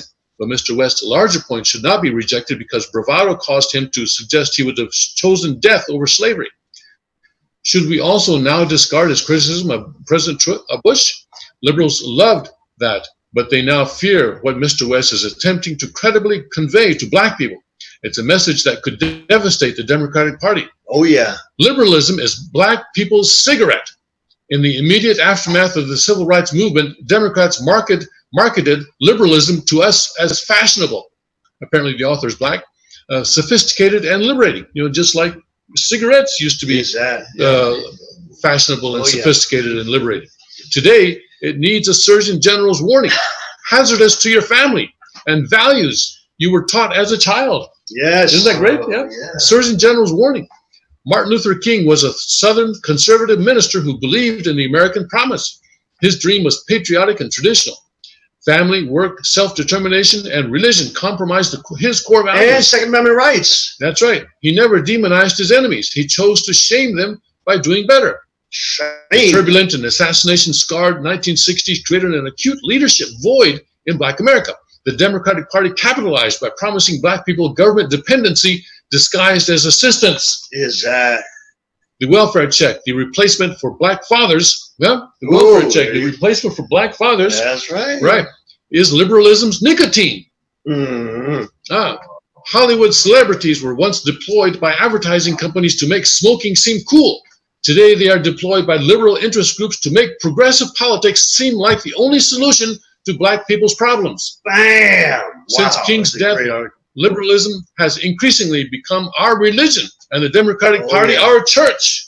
Oh, damn. The rewards for our allegiance are at best disappointing. Our families have disintegrated. Our men have been incarcerated and emasculated. Our communities have been abandoned by high achievers. And our children are confused and resentful of their elders. In 1965, the Moynihan Report sounded alarm because only 70% of black children were born to married. 76% of black children were born to married women. By 2015, 77% of non-immigrant black children were born to single mothers, according to the National Center for Health Statistics. Major cities such as Baltimore and Detroit, run almost exclusively by black Democrats, remain crime-ridden and economically challenged, especially for black residents. Perhaps this can be attributed to the evil work of conservative Republican politicians at the federal level. Or maybe we, African Americans, have chosen the wrong strategy. No other ethnic group is chained to a single political ideology. Hispanics, whites, and Asians actually make political parties compete for their support. Maybe Mr. West is trying to warn us of the dangers of Democratic cigarette addiction. Nicotine. Democratic nicotine. On April 18th, he tweeted, "Don't follow crowds. Follow the innate feelings inside of you. Do what you feel, not what you think. Thoughts have been placed in our heads to make everyone assimilate. Follow what you feel." On April 22nd, quote, "There was a time when slavery was the trend, and apparently that time is still upon us. But now it's a mentality." On April 23rd, quote, "New ideas will no longer be condemned by the masses. We are on the frontier of massive change, starting from breaking out of our mental prisons. Here's the tweet just before his new infamous President Trump tweet. Free thinkers don't fear retaliation for your thoughts. The traditional thinkers are only using thoughts and words, but they are in a mental prison. You are free. You've already won. Feel energized. Move in love, not fear. Be afraid of nothing. Black people have no reason to fear political free agency. Bam! Wow, that was a powerful article. This is that was a tremendous article. Yeah, and this is Mr. Whitlock, Jason Whitlock, who is on the Fox, and this was in the Wall Street Journal. He's a co-host of Speak for Yourself on Fox Sports 1. Wow. Excellent. Liking it to nicotine, progressivism and liberalism to nicotine as the only solution to make the black community better. Yes. And I love the way that he points out how Hollywood used to advertise cigarettes, make that seem cool and sophisticated and liberating. Now they're being mobilized for the sake of advertising of the government assistance and keeping black people enslaved on the Democratic plantation. Yeah, this is great. Wow, that was an incredible article. And see, now people are starting to wake up. The black community is starting to wake up, and Kanye West is playing a huge role. Huge role in this. He literally shut down the internet with those tweets. And those liberal elites started doing backflips, screaming and howling to their demon goddesses to hurry up and come down and do some miracles. Oh my gosh. Quick, get him in a psychiatric ward now. Quick, get him, got your he's getting off, Oh my gosh. And so rhetoric about Trump being a white supremacist, and it's just being shattered. Kanye West is one of the most iconic black rappers. He's now saying, hey, and he's cool, and he's trendy, and he's Kim Kardashian's husband. And they're like monsters on Instagram, and like, but she supported her husband. Yes. She supported her husband. I think that became a condition so that she can stand up as a righteous woman, even though all her decisions are not perfect, obviously. But she stood up for her husband. She said, "I stand up for my husband," and she acknowledged him as her husband, not just I stand up for this dog. You know what I mean? I mean, it is incredible, unbelievable. You never know who God will use. You never know. You never know who God will use and who God will connect. So we have to have an open mind. Yeah, we have to have an open mind. God can connect anybody and use who we thought, or we may have thrown, just like kind of, in the back burner, for saying, hey, those people are never going to hook up with properties. You never know what will happen. But this is what we saw the NRA show. It's just amazing how the demographic is changing. The NRA is changing. Alvin North is now the president. Unbelievable. Miracles, so many incredible things that happened. So many incredible, Holy Ghost promptings and emotions. And what can we say, folks? It was just such an incredible time, an incredible event. We're definitely going to be thinking about trying to set that up for Indianapolis 2019. Right of our ministry booth. Please pray for us. Pray for all the folks. We have already prayer groups that are praying for President Trump. Also praying for Joel Skousen. But we have to pray for Colin Noir. Seriously, folks, we got to pray for Colin Noir, Maj Toure, who is also the Black Guns Matter out in Philadelphia. Hopefully, we can hook up with that crew. But these are important folks, African American folks, that are critical in this movement. And also Alex Jones. Of course. Alex Jones, the InfoWars. Those guys, we didn't have the chance to bump into them. We wanted to bump into them. But who knows? God has a perfect timing. Okay, God has perfect timing. So we bumped into the right people that God set us up with. We're just walking by faith. We're going to obviously cross paths with InfoWars deeper and Alex Jones. But it has been a crazy time, folks. We are now reaching the end of our broadcast today. We thank you for joining us all on this morning of May 8th, 2018. Thank you to all the Sanctuary Patriots out there. Please like, share, and comment, subscribe, all the good stuff. Also support the broadcast.